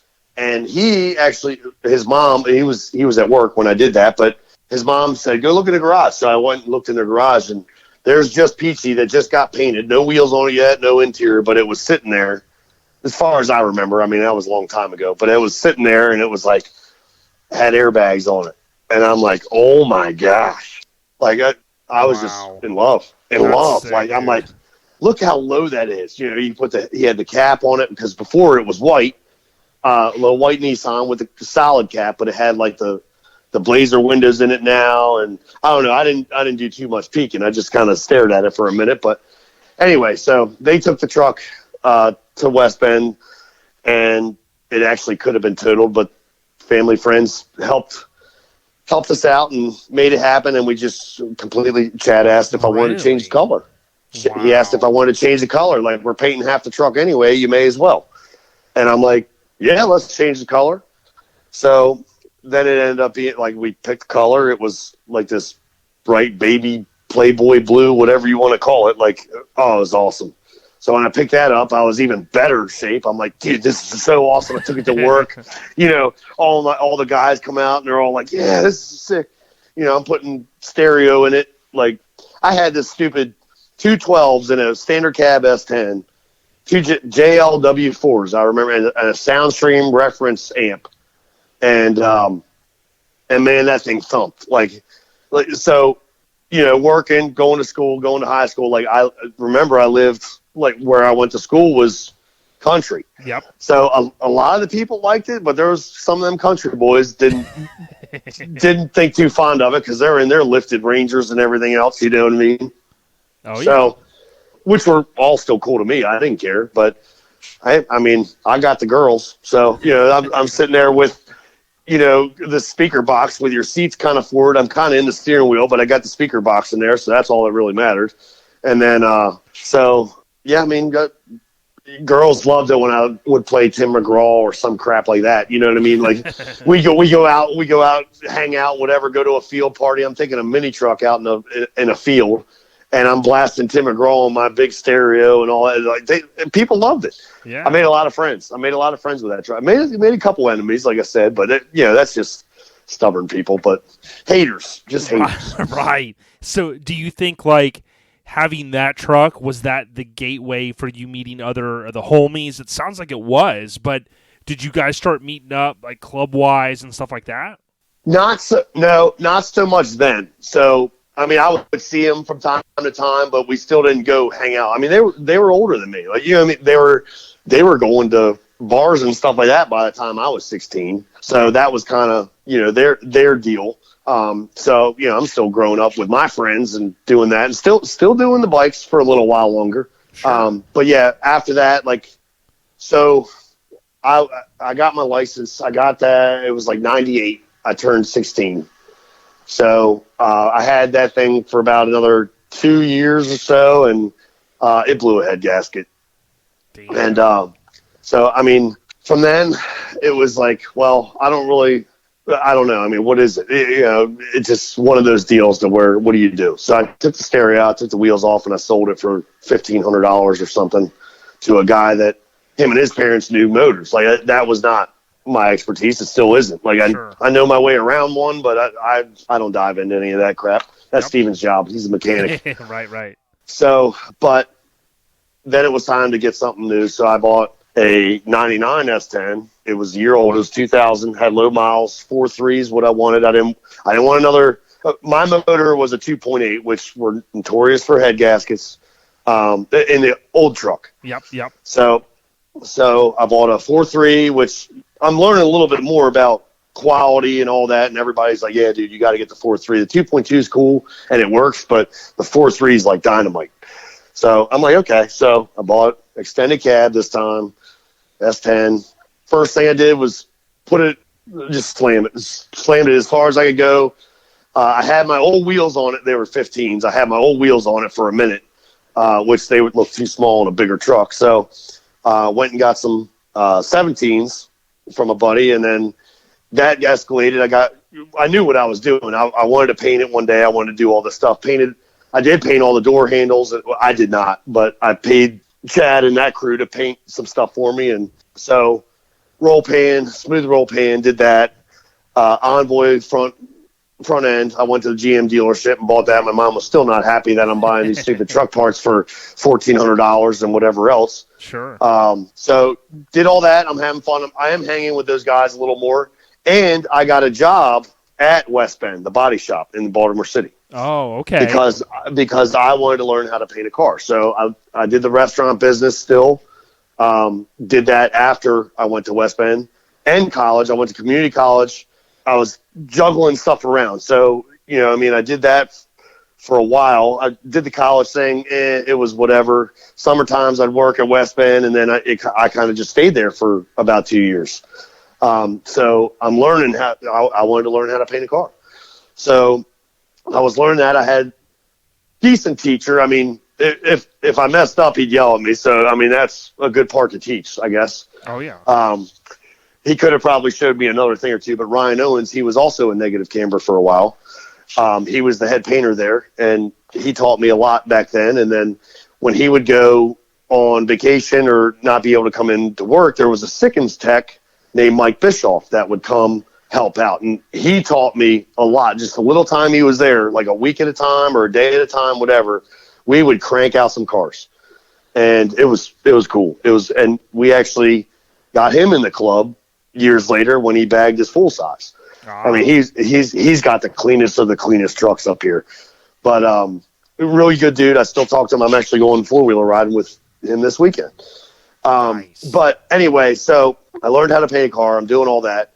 And Chad, we gotta bag my truck, man. Like, we got to do it. So that happened one summer. That was probably 2001, I would say. Like, I'd go down there after work when I could, not work at the restaurant that night and go help them out. And I'm watching these guys. Like, by then I was a little more like I was putting in my own stereos for years. So I was a little better at wiring. I was, understanding how things went together. I could figure things out. But those guys, they did all the welding. They did, all that stuff at the time. And yeah, it turned out awesome. So now I got a bag truck. So I ordered 18s, like Neeper Titans, I think they were. Yeah, 18s.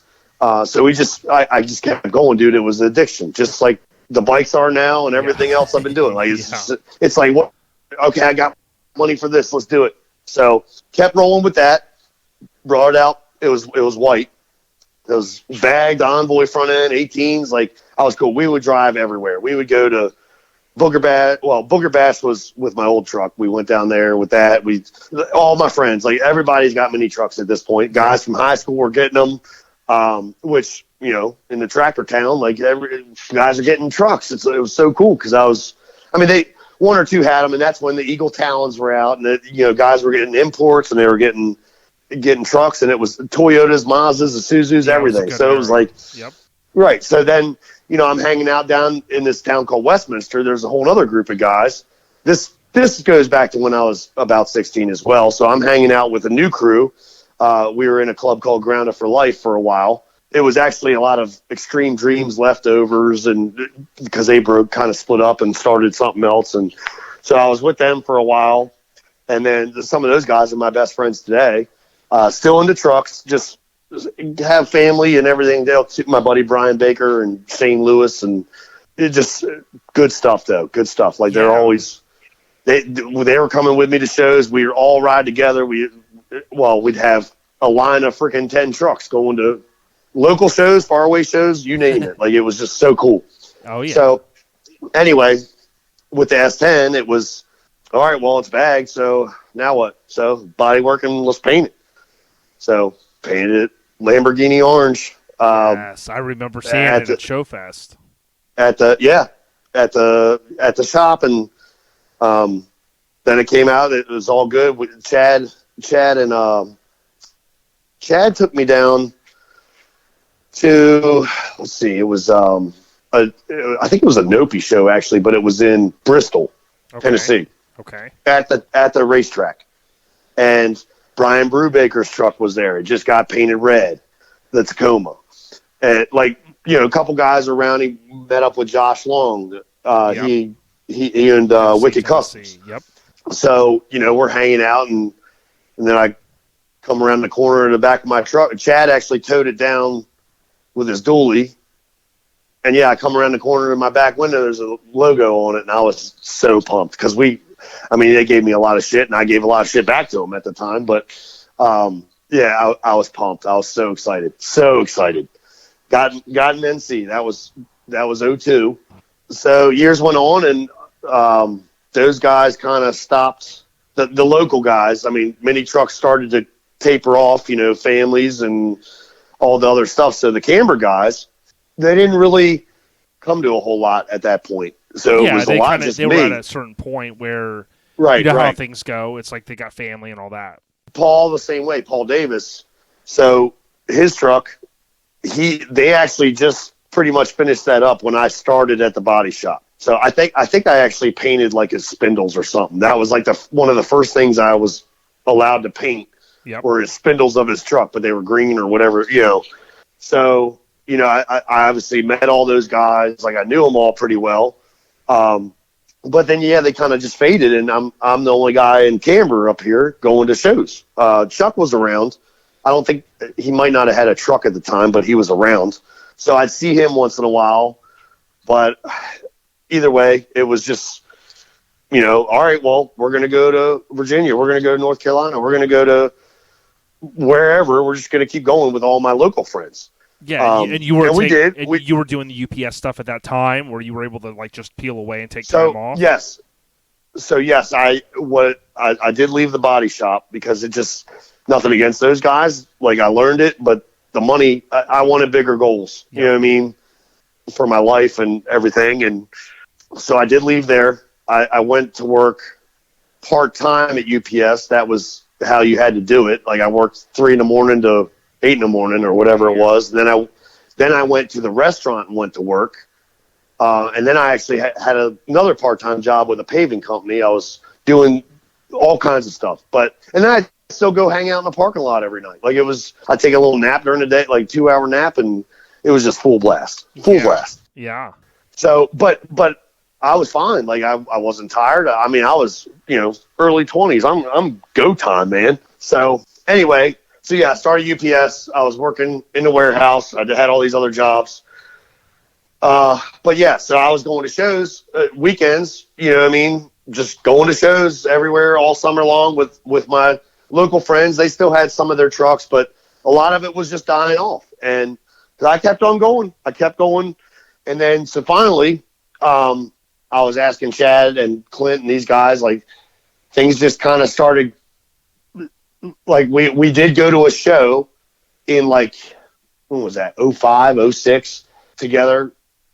We took Fred Hebron's Amigo to Indy Truck Bash. Yeah, that was the one that was like the chameleon color paint. Oh yeah, it's the coolest thing ever. Yeah, I remember that. It's so cool. I love riding in the back of that thing. I've seen the photos of you riding down the interstate in that thing. Oh come on. I think. Oh god. Yeah, you probably did. Anyway, so so we took that to Indy, and out there is where I don't know if I might have met Courtney at like one of the Carlisles or something before that, but I really met him there at Indy. Like I was in the club at that point, so I was in the club for a while, but I think when he was at Carlisle, I don't think I was in the club yet when I met him. But anyway, so we're meeting up with guys, NC guys I've never met, I've never known. Duck was actually, we met up with him. He had his brand new freaking dually, red dually that he had, towing a 3-car with Kevin Benoit's K5 Blazer, Travis's green hard body, and Hank's Avalanche, blue Avalanche with the flames on it. Not Hank from Hammer Weekend Wear. Not him. The other Hank. Not that guy. Not that guy. Yeah. So, and I'm like, oh my god, look at that setup. Yeah, I remember seeing photos of that. I couldn't get enough of it. I'm just like, wow, look at all that. That's huge. That's big time. And so I met all those guys, of course, and then they're talking about this shop that they're opening up, or they're doing DIB customs. Sure. And I'm like, really? Like, that's cool. Like, and I'm looking at their stuff on the trailer and everything. And I'm like, wow, I guess this is some pretty legit work. My truck's still orange and bagged at the time on 18s. Yeah, and it looked good, man. That was the perfect, when I look back at it, the color, extended cab, the wheels, and the front end. I mean, that's what you needed. And then tweed interior, or whatever was bold. The tweed, man, I learned a lot of tweed. I was wrapping everything in tweed. Oh, yeah. So, and it was so easy. Anybody could do it. Yeah. But anyway, so I grabbed a business card from them, and, I'm hanging out. I'm meeting all these guys. We went to a couple bars, walking the streets of Indy, fairly messed up. Like, probably in spots that we shouldn't have been walking around. But, yeah, karaoke and all the other good stuff that was going on there. It was a lot of fun. But then I, ride back. We're getting back, and I'm like, all right, dude, it's body drop time. So I had another truck at the time. I had my daily, my beater car, and then I had a 96 Blazer that was done by somebody else, and I bought it. Actually, I traded him a SUV for it, and it was bagged. It was pretty nice. I mean, a couple little goofy things, but I had that, and I was driving that, and it was fun. But I decided to sell it and take that money and do a body drop. So I talked to Kevin Benoit, who's in Camber. He had the K5, and they set it up. We met him in Memphis with my truck, and they took care of it. So they actually called Jamie Jordan, come down. He was working a lot on my truck. Him and Travis Duck was in there doing his thing, and I get it back. And when I got it back, I was happy. There's still quite a bit of stuff that needed to be done. No harm. Just, that's how things go. Yep. And obviously I need to repaint it again. So anyway, spent some more months working on that. Once I got it back, it was out about a year. Got it all pretty good to where it needed to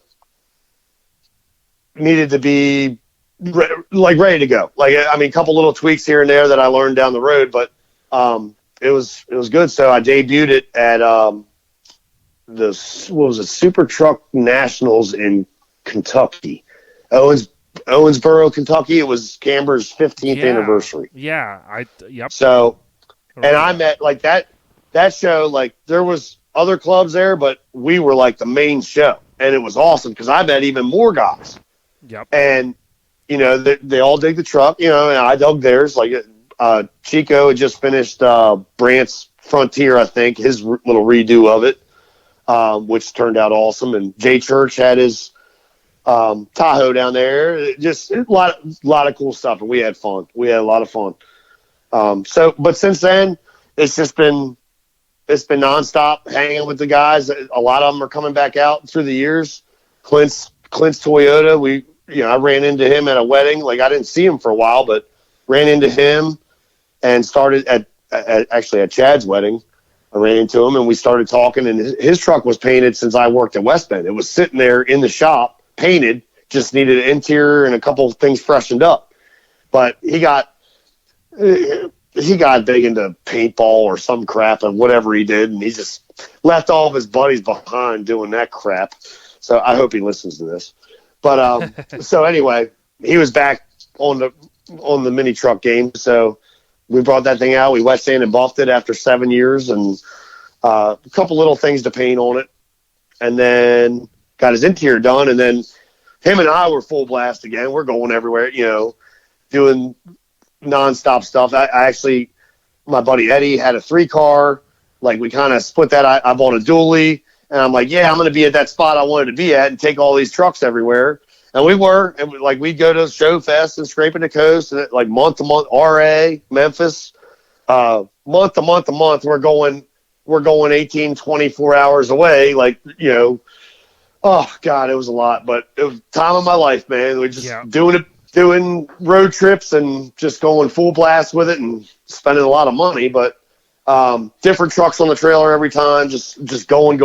Well, that was cool, but then it got a little old. If one person bailed, then you're only taking 2 trucks on a 3-car trailer, and then it's not as efficient. So so I actually went and bought a 2-car trailer and another dually, and just a newer dually. Like, I've always been a Duramax fan. Like, that's what I've always used, but it was just time for an upgrade. So I bought that.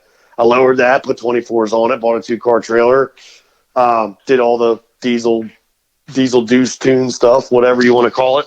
And, yeah, we were taking 2 for a while, and then now I'm down to another new Duramax Denali with a single car trailer, and man, it's just that's so just nice. the way it goes. And, you know, we've been going to shows a long time, and you know, I think when we think back to all the road trips that we've had, and some of us kind of tend to forget, you know, I think back to going to Show Fest and driving to, you know, just all these different places. And like now it's like, you know, for us, we're still driving the Lone Star Throwdown, you know, and it's like, you know, 18, 20-hour drive and that type of thing.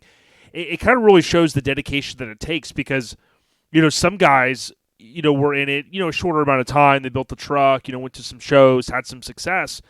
And, you know, I was thinking back to some of the guys, like when I went to Showfest 2000, you know, some of the guys that kind of got out of it around then. And I'm thinking, man, it's, you know, it's 22 years later.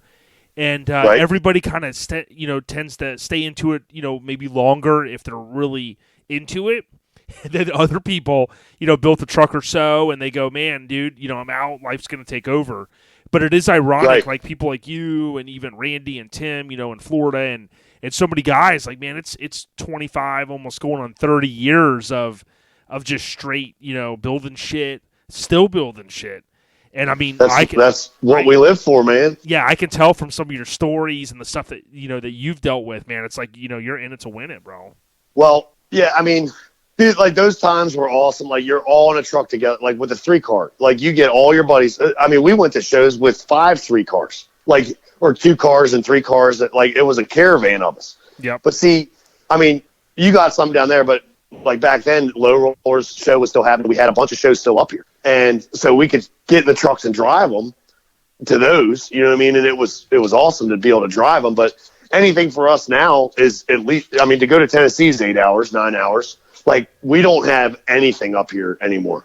Like it, and it sucks. And I understand why. It's just, it's newer crowd. It's, you know, people get busy with family. They get everything. Yep. You know, I mean, yeah, I can sit here and say, you know, I've been doing it the whole time, but I don't have kids. I don't have anything that ties me down to that. And that's all good. You know what I mean? Like I love kids. I love my friends' kids. I love my family's kids, my brother's kids. Yep. Yeah, and that's something I've had to teach myself too, even with like club mates and things like that, and you know, friends and stuff, that not everybody has the freedom. And I think some of us, you know, when I got married, like, you know, my wife knew that it was like, man, I'm addicted to this stuff, right? So I was very, I don't want to say selective, but I think like to a certain extent it was, because what I never wanted to do is get into a situation where it was like, well, you can't go do that. You can't go do that. Because for me, dude, it's what I love. I'm going to go to shows, right? Right. So, you know, you not having some of those things. And I remember even when my son was born in 2005 in October, it was like I didn't go to Showfest that next year. Like 06 might have been the last year that they had it in Greenville. And it was like, you know, I had to make some of those sacrifices, you know. But I don't think anyone looks back and goes, oh, man, you know, you didn't go to the show and, you know, your son was born. I mean, nobody is gonna persecute you for that. But I think, like, I've also had to teach myself or reinforce to myself that not everybody is maybe in it as much as like maybe you and I are or others, right? I mean, we're correct. I mean, we're like, I mean, it's a sickness, you know. I mean, we can be pretty mean to each other when just joking. I mean, obviously we understand. Like I understand family is first no matter what. Yeah. Life is first. Like if you're going through hard times, let me know what I can do. You know what I mean? But you know, that happens, but we'll be here when you're ready, man. Like the some of us that have done it the whole time, or they're coming back out. See, this all kind of started in the 90s. So everybody that was young, you know, then they got their families, and now, you know, times have changed to where video games are the coolest thing ever. Like some kids I know, like some of my friends' kids, or my friends' kids' friends or whatever, they don't even know how to ride a bike. I know. So, or they don't even want to get a vehicle at 15 or 16. Right. They want to live with mom and dad the whole time. And I mean, okay, that could be a problem, but that's your family. So like even UPS, like delivering all day long on a snow day, I might see one kid outside. building a snowman or sleigh riding. On a summer day, rarely do I see kids out. It is a different world, but at the same time, man, if you're in it, you got to go out and get hurt. You got to go get dirty. Like, quit being. You right. You don't have to say and that. It's not even the kid's fault. It's people our age sometimes. I mean, it might be babying them a little bit too much. I don't know. I'm not a dad. Like I said, I had a dog. Like, that's what I knew. But I think that's why it might be fading. But it is so cool. The last, I'd say 2-3 years, man. I think what you're doing is a big part of it. I think, just bringing the old times back, and it's making some people realize, and their kids are getting older too. So now it's like, okay, I might be able to go get another truck, or bring the old girl out of the garage that's been there for the last 10 years. I don't know. I mean, it seems like a lot of guys. I mean, I can name 5 in this area that are trying to get back in it, or already bought a truck, or they're trying to get something. They're working on it. Chris Schmidt, he's not necessarily in this area, but he got Randy's truck, and he is full throttle right now. He had his life to do, and he sounds like he raised his kids well, and he's ready to get back at it. Yeah. And it's so awesome. It's so awesome. Well, let's talk about this. So you mentioned earlier Paul Davis, right? So Paul, I wanted to bring his name up, and what's cool is if you think back, you mentioned Courtney and so much about the club. What I thought was awesome, I don't know all the history from your region. I think maybe Chuck Healy is the one that I can think of that was maybe the closest that we've had on as a guest to that area, but I don't know all the history. But I think what was awesome is that with Courtney being the leader of NC and being able to travel to all these shows and working under the magazines and knowing all these guys like you and Paul Davis, he got the chance to go to like every little inch of the earth and shoot these badass trucks. So Paul Davis's Isuzu Ombre was on the 25th issue of Street Trucks, so it was October 2001. You mentioned painting the spindles and some of those things, but do you remember that truck was, 20 years ago, that thing was popping off. I mean, he was bringing it to shows. He brought it to several shows from what I think he commented before, including down here in Tampa, which I thought was awesome. Yep. I think that's where Courtney shot it, if I'm not mistaken. Yeah, that or Pigeon Forge, it might have been. Yeah. Oh, yeah, maybe. Yeah, because I remember he took it there. But yeah, he had that thing out. Like, we'd go to this cruise in, or not a legit cruise in, but it was just a hangout. And I've seen his truck back then there was like World of Wheels and all that. So I'd see it there. I'd see it at Carlisle. I'd see it at the shows we went to. But then I'd see him out driving it in this town called Glen Burnie, right outside of Baltimore. And it was sitting in a McDonald's parking lot. We all brought our trucks down that night, and we're all hanging out. And yeah, dude, so awesome of a truck. So awesome. He's actually one of the guys I was just saying I could name 5. He got a Suburban. He's ready to start cranking on the Suburban and getting back in it. Hell yeah. I've seen him a couple times recently with Randy's truck that we have. He's a PDR guy now. So he's actually coming again. He's coming over again on Sunday to hit a couple more things for me on Randy's bed. And he's got our Tacoma to do too. Hell yeah. But yeah, he's coming back at it. He's he went away for a bit. He had life, but he's doing good. Like, he seems pretty happy and good to go with all that. So yeah, but the truck, dude. Oh God, I wish it was still alive. Yeah, I think he's commented a couple times. Let me ask you this, Jimmy Fisher. What's the deal with only 6 more ahead of you, Jimmy? I was told to ask you that. I mean, what's the deal there? Did Randy tell you? Randy told you that. Yeah, told me a little bit. Jimmy Fisher. Everybody's got a friend named Jimmy. And I've had 2 in my life, and they've both been a little bit different than the rest. So Jimmy is one of my best friends. He likes to joke around a lot. He likes to be negative a lot, but he's a good dude, and he's learning things like all of us. We're building this. Him and I own this Tacoma together. Okay. But we've been friends for a long time. So he was one of my guys we would go to shows with a long time ago, back when I had the little blue truck. Like, that's the crowd I meant, not Camber guys, but that they were from Westminster, Maryland, where we meet in the parking lots and, grounded for life days. That's what that was. So, And he went away for a while too. He got the Honda-itis, so he was building Civics and doing all that crap like everybody else did. So no offense to anybody, but that's so anyway, yeah, he came over one day years ago and he saw my S10 and I think he perked up a little bit and he wanted to start hanging out and doing it all over again. So he's been coming to shows and man, it's been a long time. He's been coming to shows and helping us drive, and he stands there with his hands in his pockets a lot when it's time to clean or whatever, and he's just usually bitching about something. But it's not making the time go any faster, Jimmy, when you're standing there. You could help us wash this stuff. Well, no, that's stupid. So, he's just that friend, you know what I mean? But so the 6 logos, that's something West Frisbee came up with a long time ago.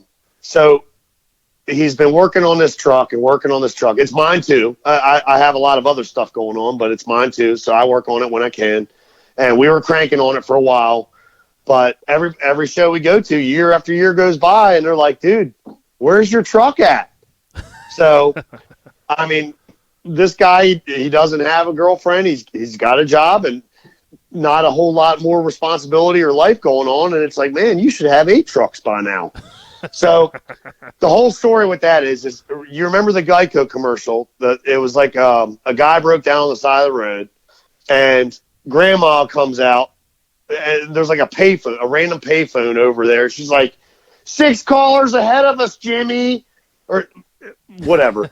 That was the commercial, because she's waiting online for her car insurance to be able to come out and do something or pick them up, roadside assistance, whatever.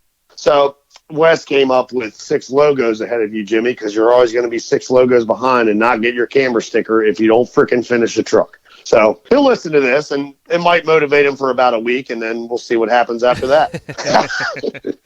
So, yeah, that was that. But, yeah, Jimmy Fisher, he's a good dude. He's everybody loves him, which we try to figure out how everybody loves him. But now, was he the one that had – does he have – no, who had – because I know Randy really wanted to buy. Shout out to Randy, right? Frederick, NC Florida, OG NC Florida. He wanted to buy a dually at one point. I remember hearing a story about that. The dually's mine. Yeah, and he was telling me. He said, "Man, he said you better get with Eric and tell him I'm coming to buy that dually." Well, yeah, he definitely did try last year. It definitely had it. This guy. Hey, guy. This guy, so Maggie Valley, you came by our cabin too for our party. Oh, dude, I'm doing it again this year. I hope. Yep, we'll be there. So it might have been that morning. I drove the dually down there. I didn't take the S10, but I just drove the dually, and then we went on a little trip to Gatlinburg. I'm driving the dually down like Groundhog Road or whatever it was called over the mountain. It was about the size. The road was about the size of the dually, and Randy and Tommy and Laura from Low Rollers are behind us in Randy's truck. And I got Jimmy and the crew in my truck. And we're going up this tiny little road. But I'm just driving it. Like, this thing is awesome to drive. Like, it's not good on gas, but it's fun. It's a lot of fun. So I guess that kind of motivated him or got him going a little bit. Like, wow, he's just driving that thing. I drove it all the way down there from Pennsylvania. But it's an OBS 98 white bag dually on 22s. Anyway, so he's watching all that, and he just kept hinting about it the rest of the week. I think it was Friday morning. Yeah, it had to be Friday morning. So he got up early, and him and Chris Ward went down the road to do a couple things or whatever they were doing, and he comes back. Before that, he asked me, like the night before, like, we're all drinking. He's like, what's your price? What's your price? And I'm like, all right, you want my F off? Screw you. I don't want to sell a price $30,000. This guy, Friday morning, gets out of his truck. I'm outside on the porch of this cabin, like still half asleep, like whatever. And he goes like to the passenger side of the truck, and he's like, you ready, guy? And he puts a stack on the bed cover, and then he puts another stack on the bed cover, another stack on the bed cover, another stack. I'm like, are you freaking kidding me? He went and got $30,000 cash at a little bank in Maggie Valley that had no clue who he was. At 9 o'clock in the morning on a Friday, to buy this dually. Well, so I told him I'd think about it. Like, I'm like, you got to be kidding me. I was so much in shock. It didn't even really hit me until like a day later. I'm just kind of like, did that just happen? I mean, 30 grand is stupid money. But, first off, like the truck is a little special to me. And then nothing against Randy. He would take care of it. But I'm just like, man, I can't sell it to a friend for 30 grand, but then I don't want to sell it for any less. So what do I do? And then, we talked a little bit, and he's like, well, I can buy it, and that offer stands, but, I could also buy other things that I probably should buy, but, or pay for, or whatever, Well, Randy's a truck fiend, whether it's parts. Yeah, the guy. I was on the phone with him earlier. Yeah, he's trafficking parts from other countries and stuff. Now I'm going, dude, bro, I'm just trying to get to Randy's level, and he knows that. He's got a few parts I want too. Oh yeah. He's got parts everybody wants. He actually bought a set of wheels this morning, dude. Like the guy does not stop, which he's amazing. Like I always tease him about his car deal, his new cars. Like what does the new car smell wear out after a month or two, and then you got to go to the dealer and buy something else? Yeah. Yeah, well, and I mean, it's not like he's exactly making money, but it's kind of like, what are you doing? Oh, well, I don't know. It was only 1,200 miles and I never drive it. I'm like, you have the same job. You work 5 days a week away from home. You're not going to drive this one any different than you drove the last one. So, like, it's his addiction. The guy's got wheels and stereos, and I mean, I've got the money he spent on this project we're doing for him, like, just in the right parts and the legit parts and the knowledge he has. Like, when we first started hanging out with him, like, Jimmy and I were like, what do you have, a freaking part number for that? Because he was naming off some part.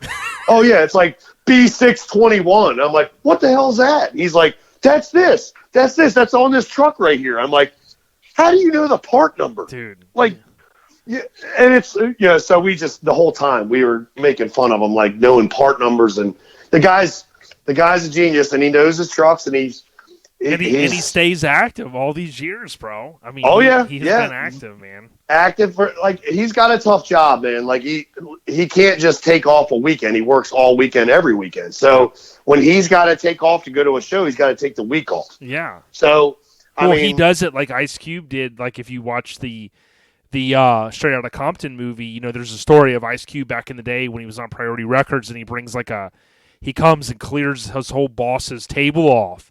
With like a hockey stick type deal, baseball bat deal. I mean, that's how Randy asks for a weekend off. He slams it down like Randy Quaid in freaking Caddyshack 2. He gets on the table and starts barking. You know what I'm saying? That's right.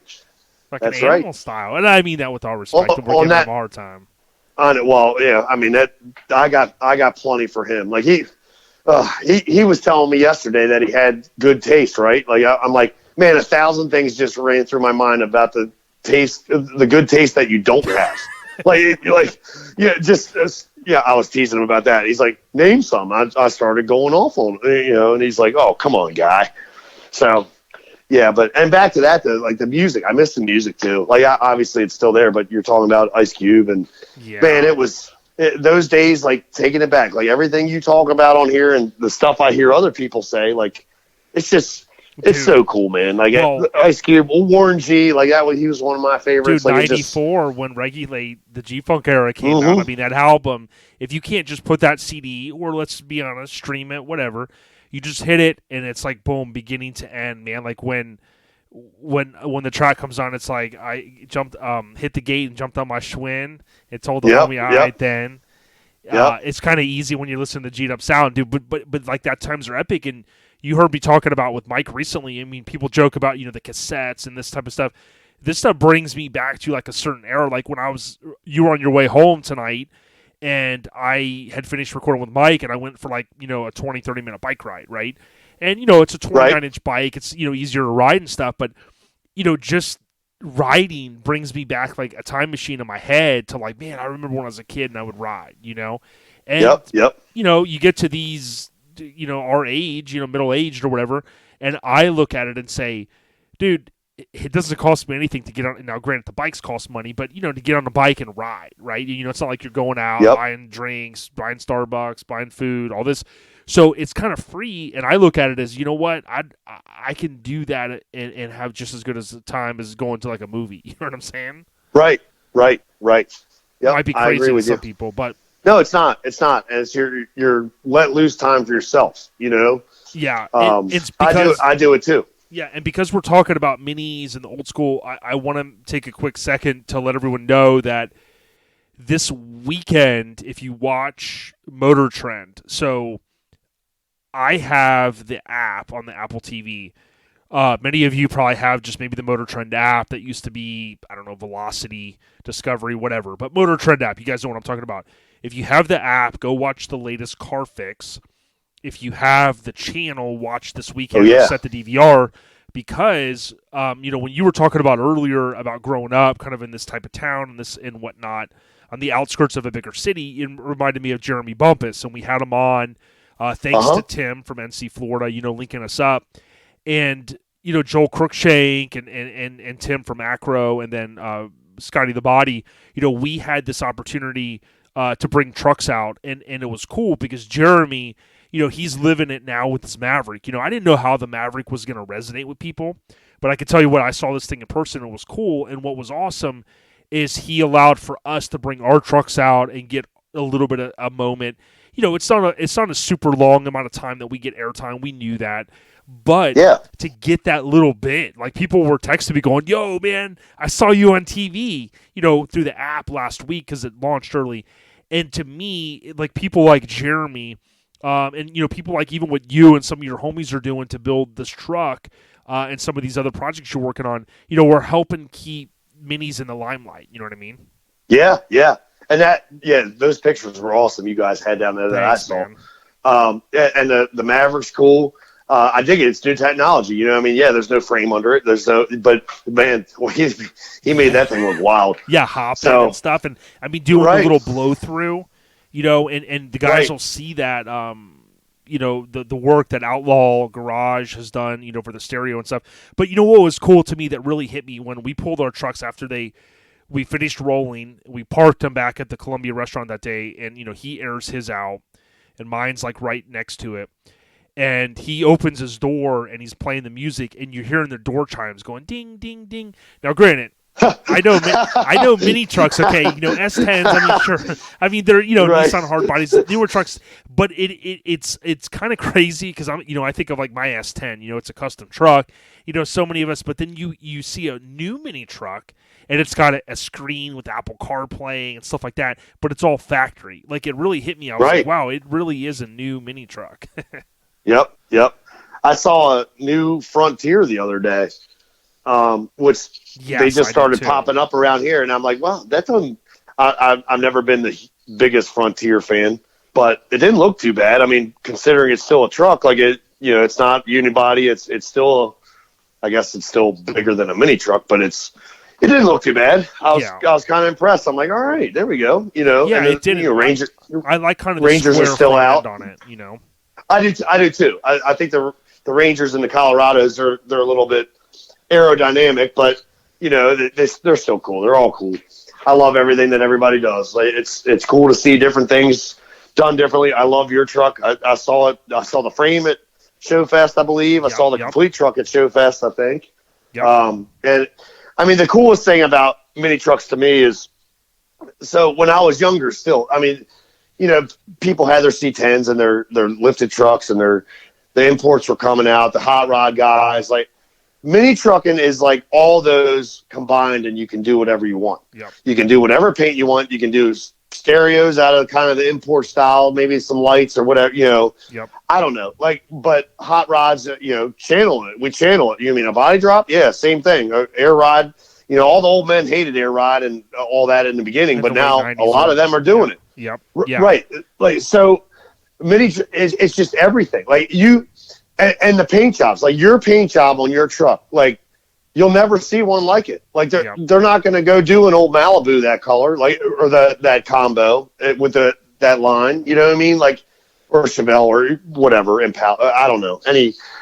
It's just, you can do whatever you want.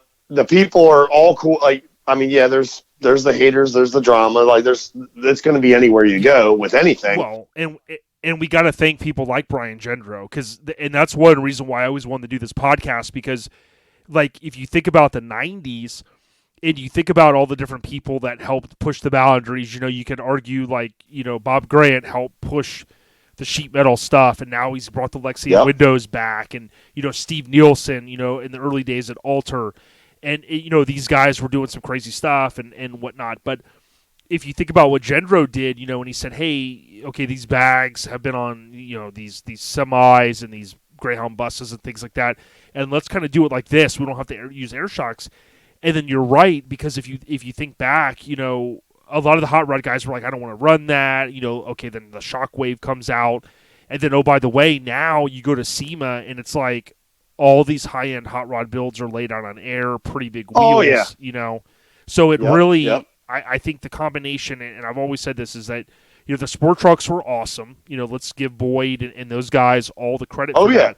And they were cool, but I really think the mini truckers, I mean, we were all remember our first truck we saw laid out on 20s, body dropped, Yep. And we were like, dude, you had to cut that much firewall. Man, that's insane, this and that. And I think mini truckers really help push that boundary to go, hey. Absolutely. Look what we can do, and that's helped push the whole automotive scene, ahead in many ways. Yep. And so, like, back to that, the hot rod guys, they might not have liked it before, but then, like, this new age of stuff, you watch the TV shows on Bitchin' Rides and everybody, like, a lot of those guys, Gas Monkey, they're all mini truckers, or they started that way.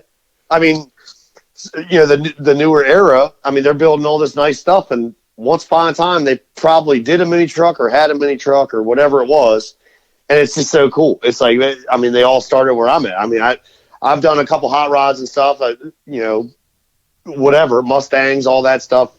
I actually owned a 67 Mustang with my buddy Pete, who I paint with, but he, we did that to flip, and we rotisserie restored it.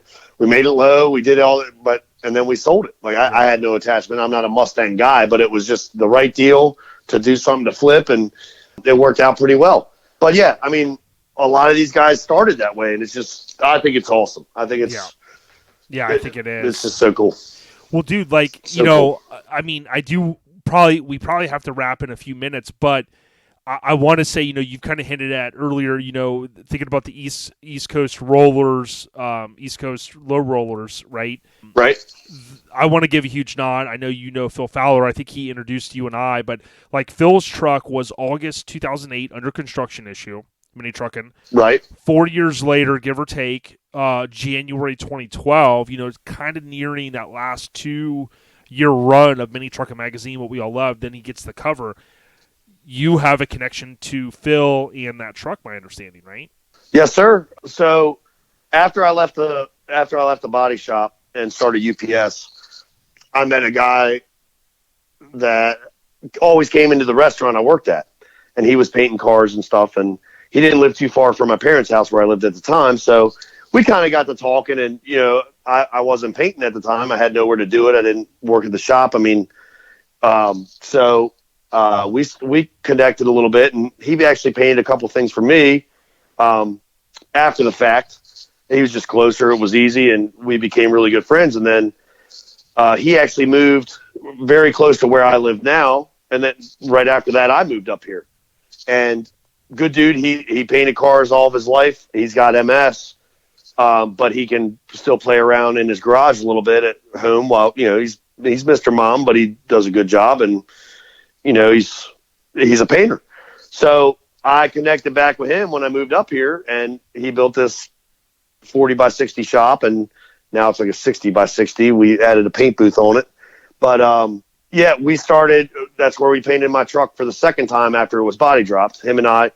And then, so everything I learned at the body shop, he continued it. So I had a lot of good teachers, like helping me learn how to paint and do other things other than paint and just whatever. I mean, we worked together so good. We were doing one car at a time.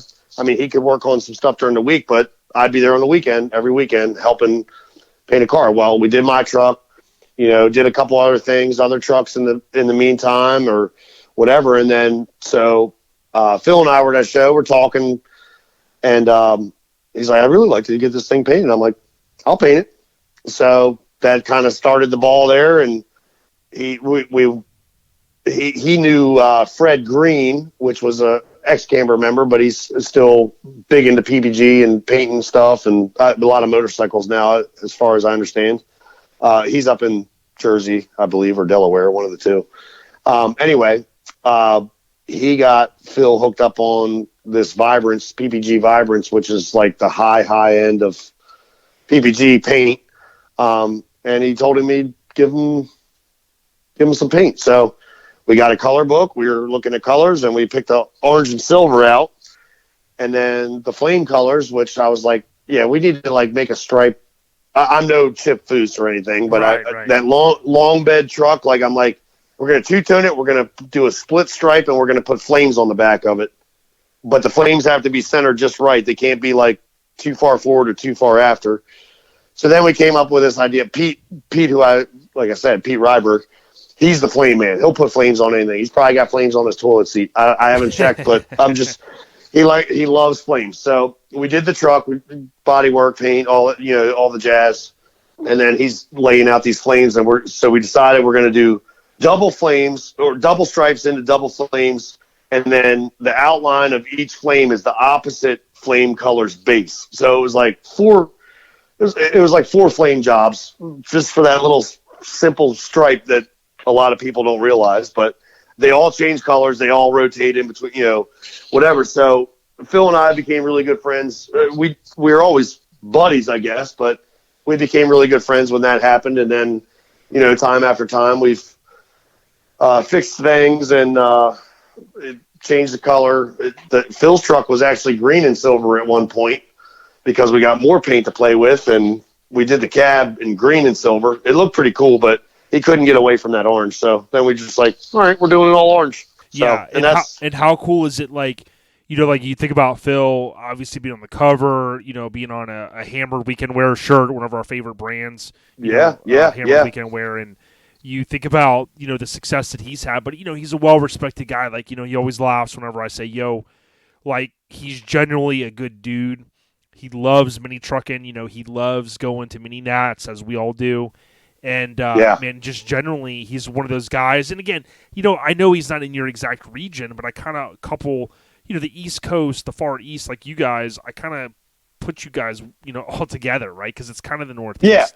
Yeah, we are. I mean, we're about 3 hours from each other. But, yeah, I mean, it's far enough not to see each other every weekend. But, I mean, if needed, we'd be there in a minute. Like, so also low rollers, Tommy and Laura Warwick up there, kind of close to Phil. Like we did his truck as well right after Phil's. We did a maroon, like a Cabernet Dakota.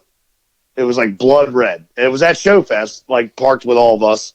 I can get you a picture of it or something, but beautiful truck. I'm not a Dodge guy either. Frontiers and Dodge Dakotas were never my first pick, but and not because I worked on it, but the way this truck was laid out, the right wheels, intro 22s, and even the bumper he had. I always made fun about the bumper. I always called it a Wings West bumper, but it wasn't. It was right for the truck, and it looked so good.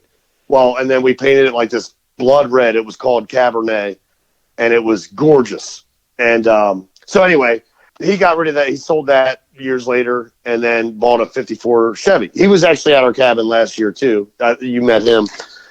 Sweetest wife in the world. Yeah. Those two are awesome, but he wanted to bag his old hot rod, his truck on S10 frame. So I mean, he called and we went. Like Phil and I met there. Like we were working on his truck a couple weekends. Like it's a little spread out, but it was garage time, man.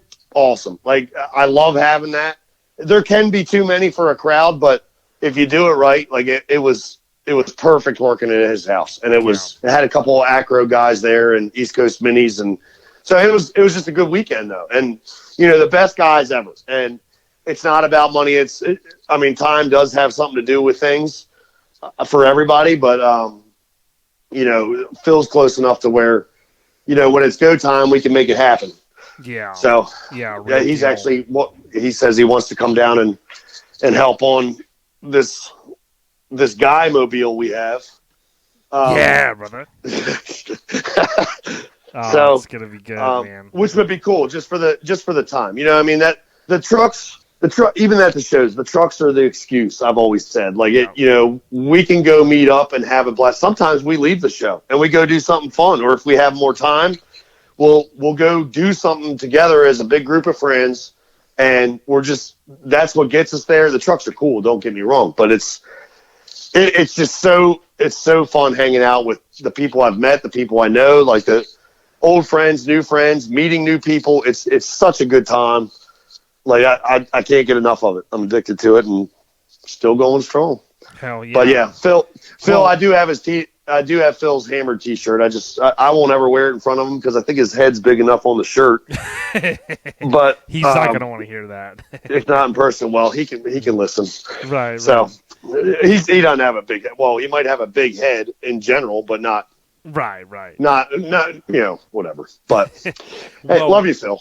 Love you, Phil. Well, let me say this, dude. I mean, it has been cool, like, to talk trucks. I mean, a lot of stuff I didn't know about, you know, your upbringing, where you came from, you know, how you got involved and stuff, and it's been awesome, dude. I mean, you know, it's crazy that an hour and a half can go that quick.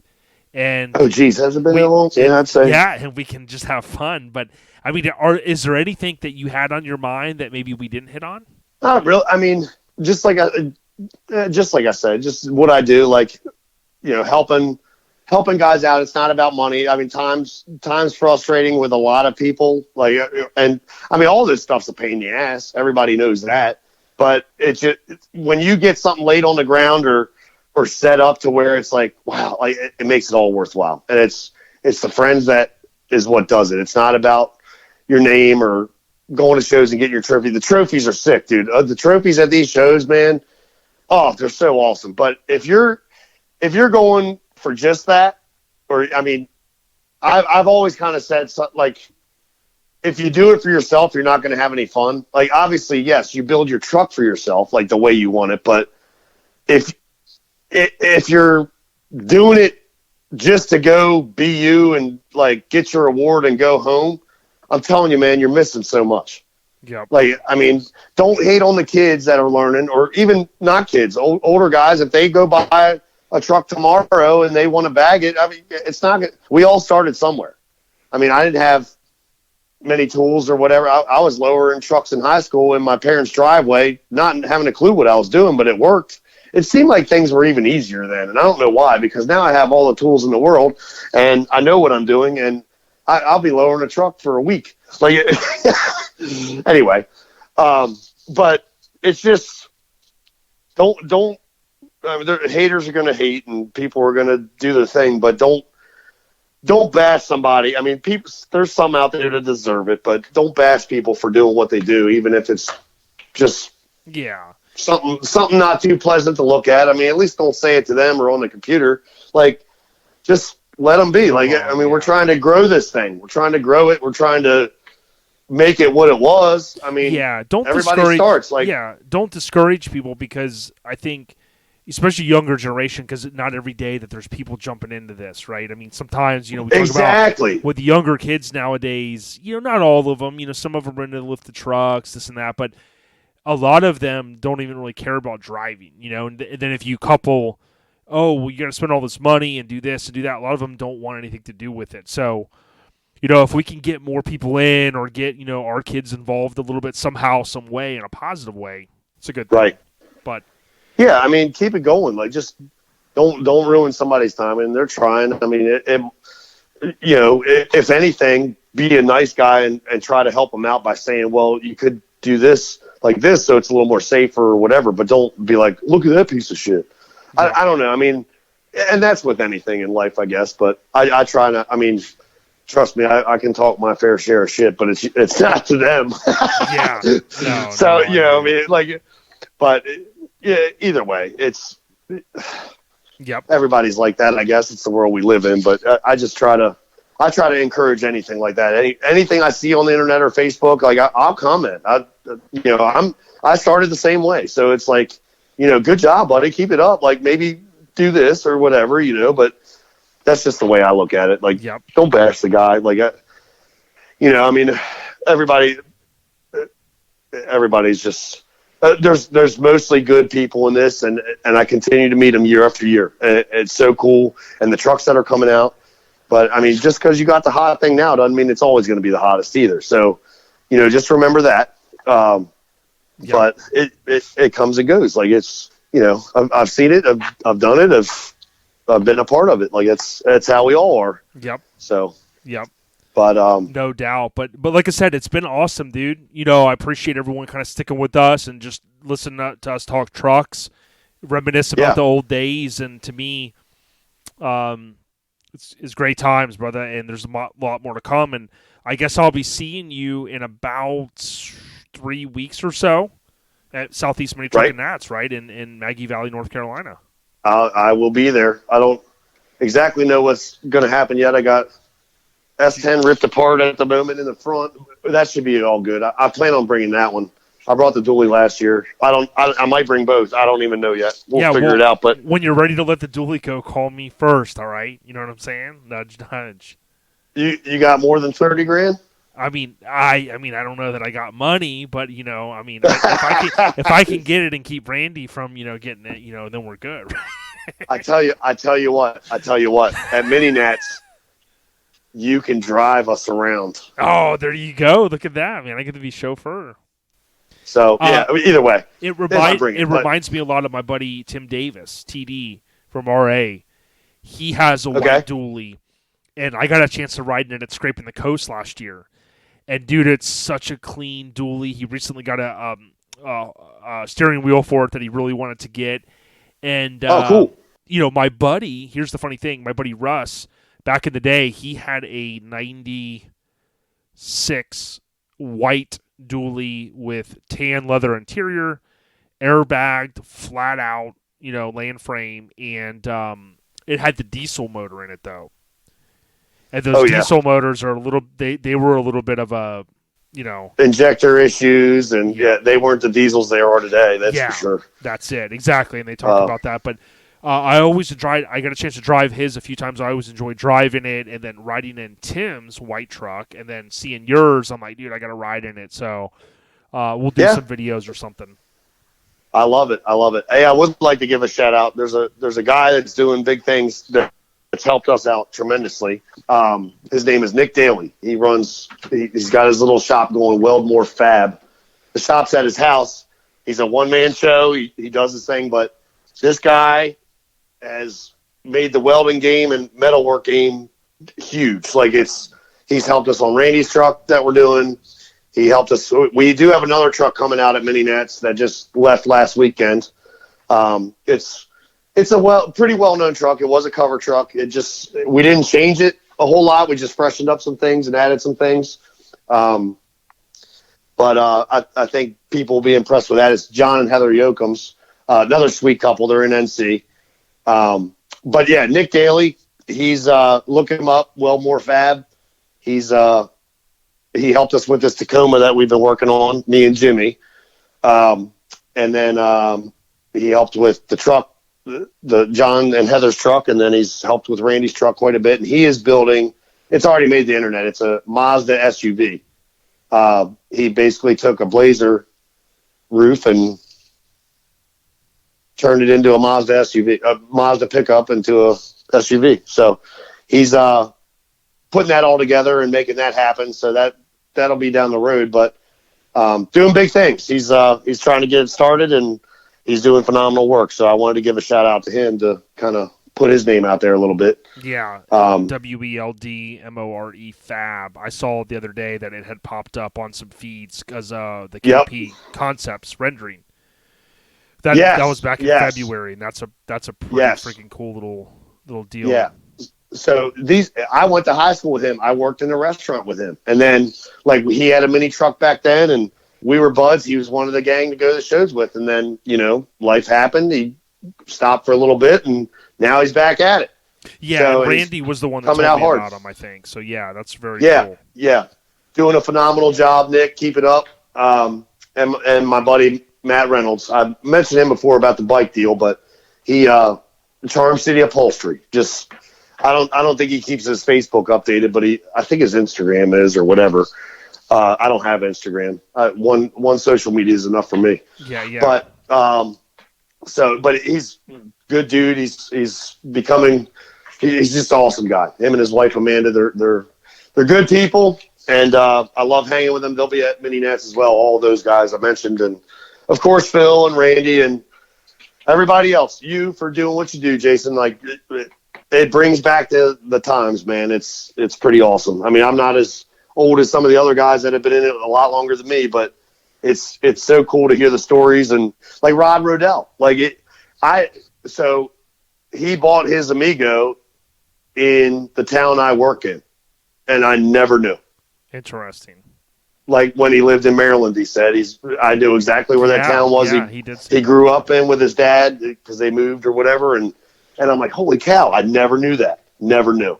So I mean, that was way before I was even driving, but it's just cool to hear people's stories and where they came from, and you're doing that. You and Mike, you guys are doing that, and it's like, man, the time's past. The shows you talk about, everything, the trucks, it's just so cool. The bikes, everything. Yeah, I appreciate it, and it's crazy. It's to do one a week, for 3. I thought about it the other day. I was like, for us to have this streak, and some people would think, man, why do you got to take a break? And sometimes I go, yeah, but there's so many stories out there that I want to get out, and if I take a week off, I feel like then that was like one, a missed opportunity. So. We've been chugging away. We've got a lot of folks, some we've talked about, a year ago I've talked to some people and even yourself, I've had you on the list a while. So, we're going to get through everyone. We just got to keep plugging away, but we do appreciate the good word, man. Oh man, it's so awesome. And it is. It's just so good what you do. It's so good. Yeah. And like I said, thanks for coming on. And, for anybody that wants to look up Eric, it's Foelber, Foelber. You can find him on Facebook, as he mentioned. If nothing else, go back, take a trip down memory lane, look back at some of his old photos through Facebook, and, man, you'll have a blast. Yeah, man. Thank you, man. Yeah, bro. And much respect to NC NC as well, because, NC, you guys are doing your 30th at Slamboree, so big ups. Yes, sir. Yes, sir. We will be there as well. And if I don't bring the dually to Maggie Valley, maybe we'll ride you around in green card or something. Yeah, Steve's. Yeah, tip of the cap to Steven. Yeah, I love NC Green Card. See that thing in several states, and man, that's just such a cool truck. The Crew Cab Nissan Hardbody. It was a fun build for sure, and he worked his butt off on it. We all did, but it turned out really good. So love that thing, and we'll all be there. We'll see you soon. No doubt. Keep it 100, and we'll catch up soon, brother. All right. Thanks, pal. Gotcha.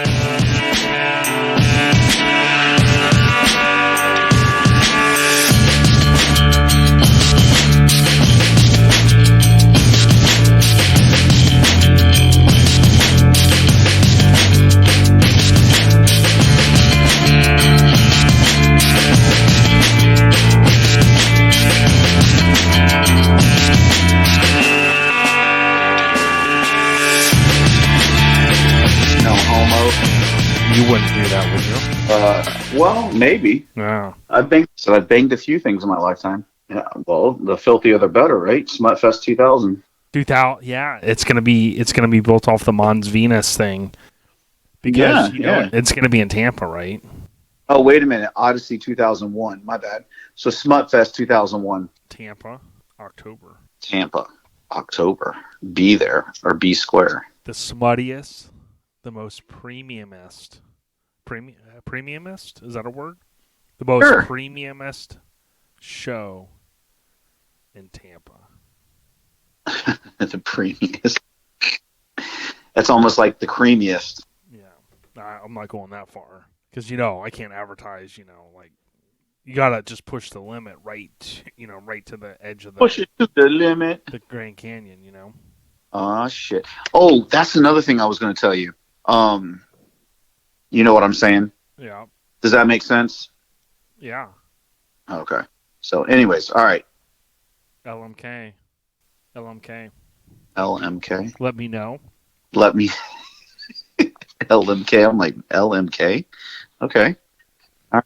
It's the biggest show coming to Florida, bro. You didn't hear about it? LMK. Bro, dude, you told me all about it. LMK and Smutfest are teaming up. Tampa, October 20. I can't say the date yet. Oh, you can't announce the date yet? Mid-October. Mid-October, okay. It's not the second weekend of October, is it? My all-new non-profit organization is taking over, dog. It's taking over. Give me stereo, rods, Loud minis, and proud. minis, full sizes, custom cars, bikes, scooters, donkboards, longboards, skateboards, BMX bikes, old school, new school, electric. There's going to be a whole electric section, Teslas. Dude. Do you need a judge for the show? I know a guy that can be, judging for you. Yeah, I know a couple guys, too, that once took some points off just for a leaf blowing in a car while he was judging it.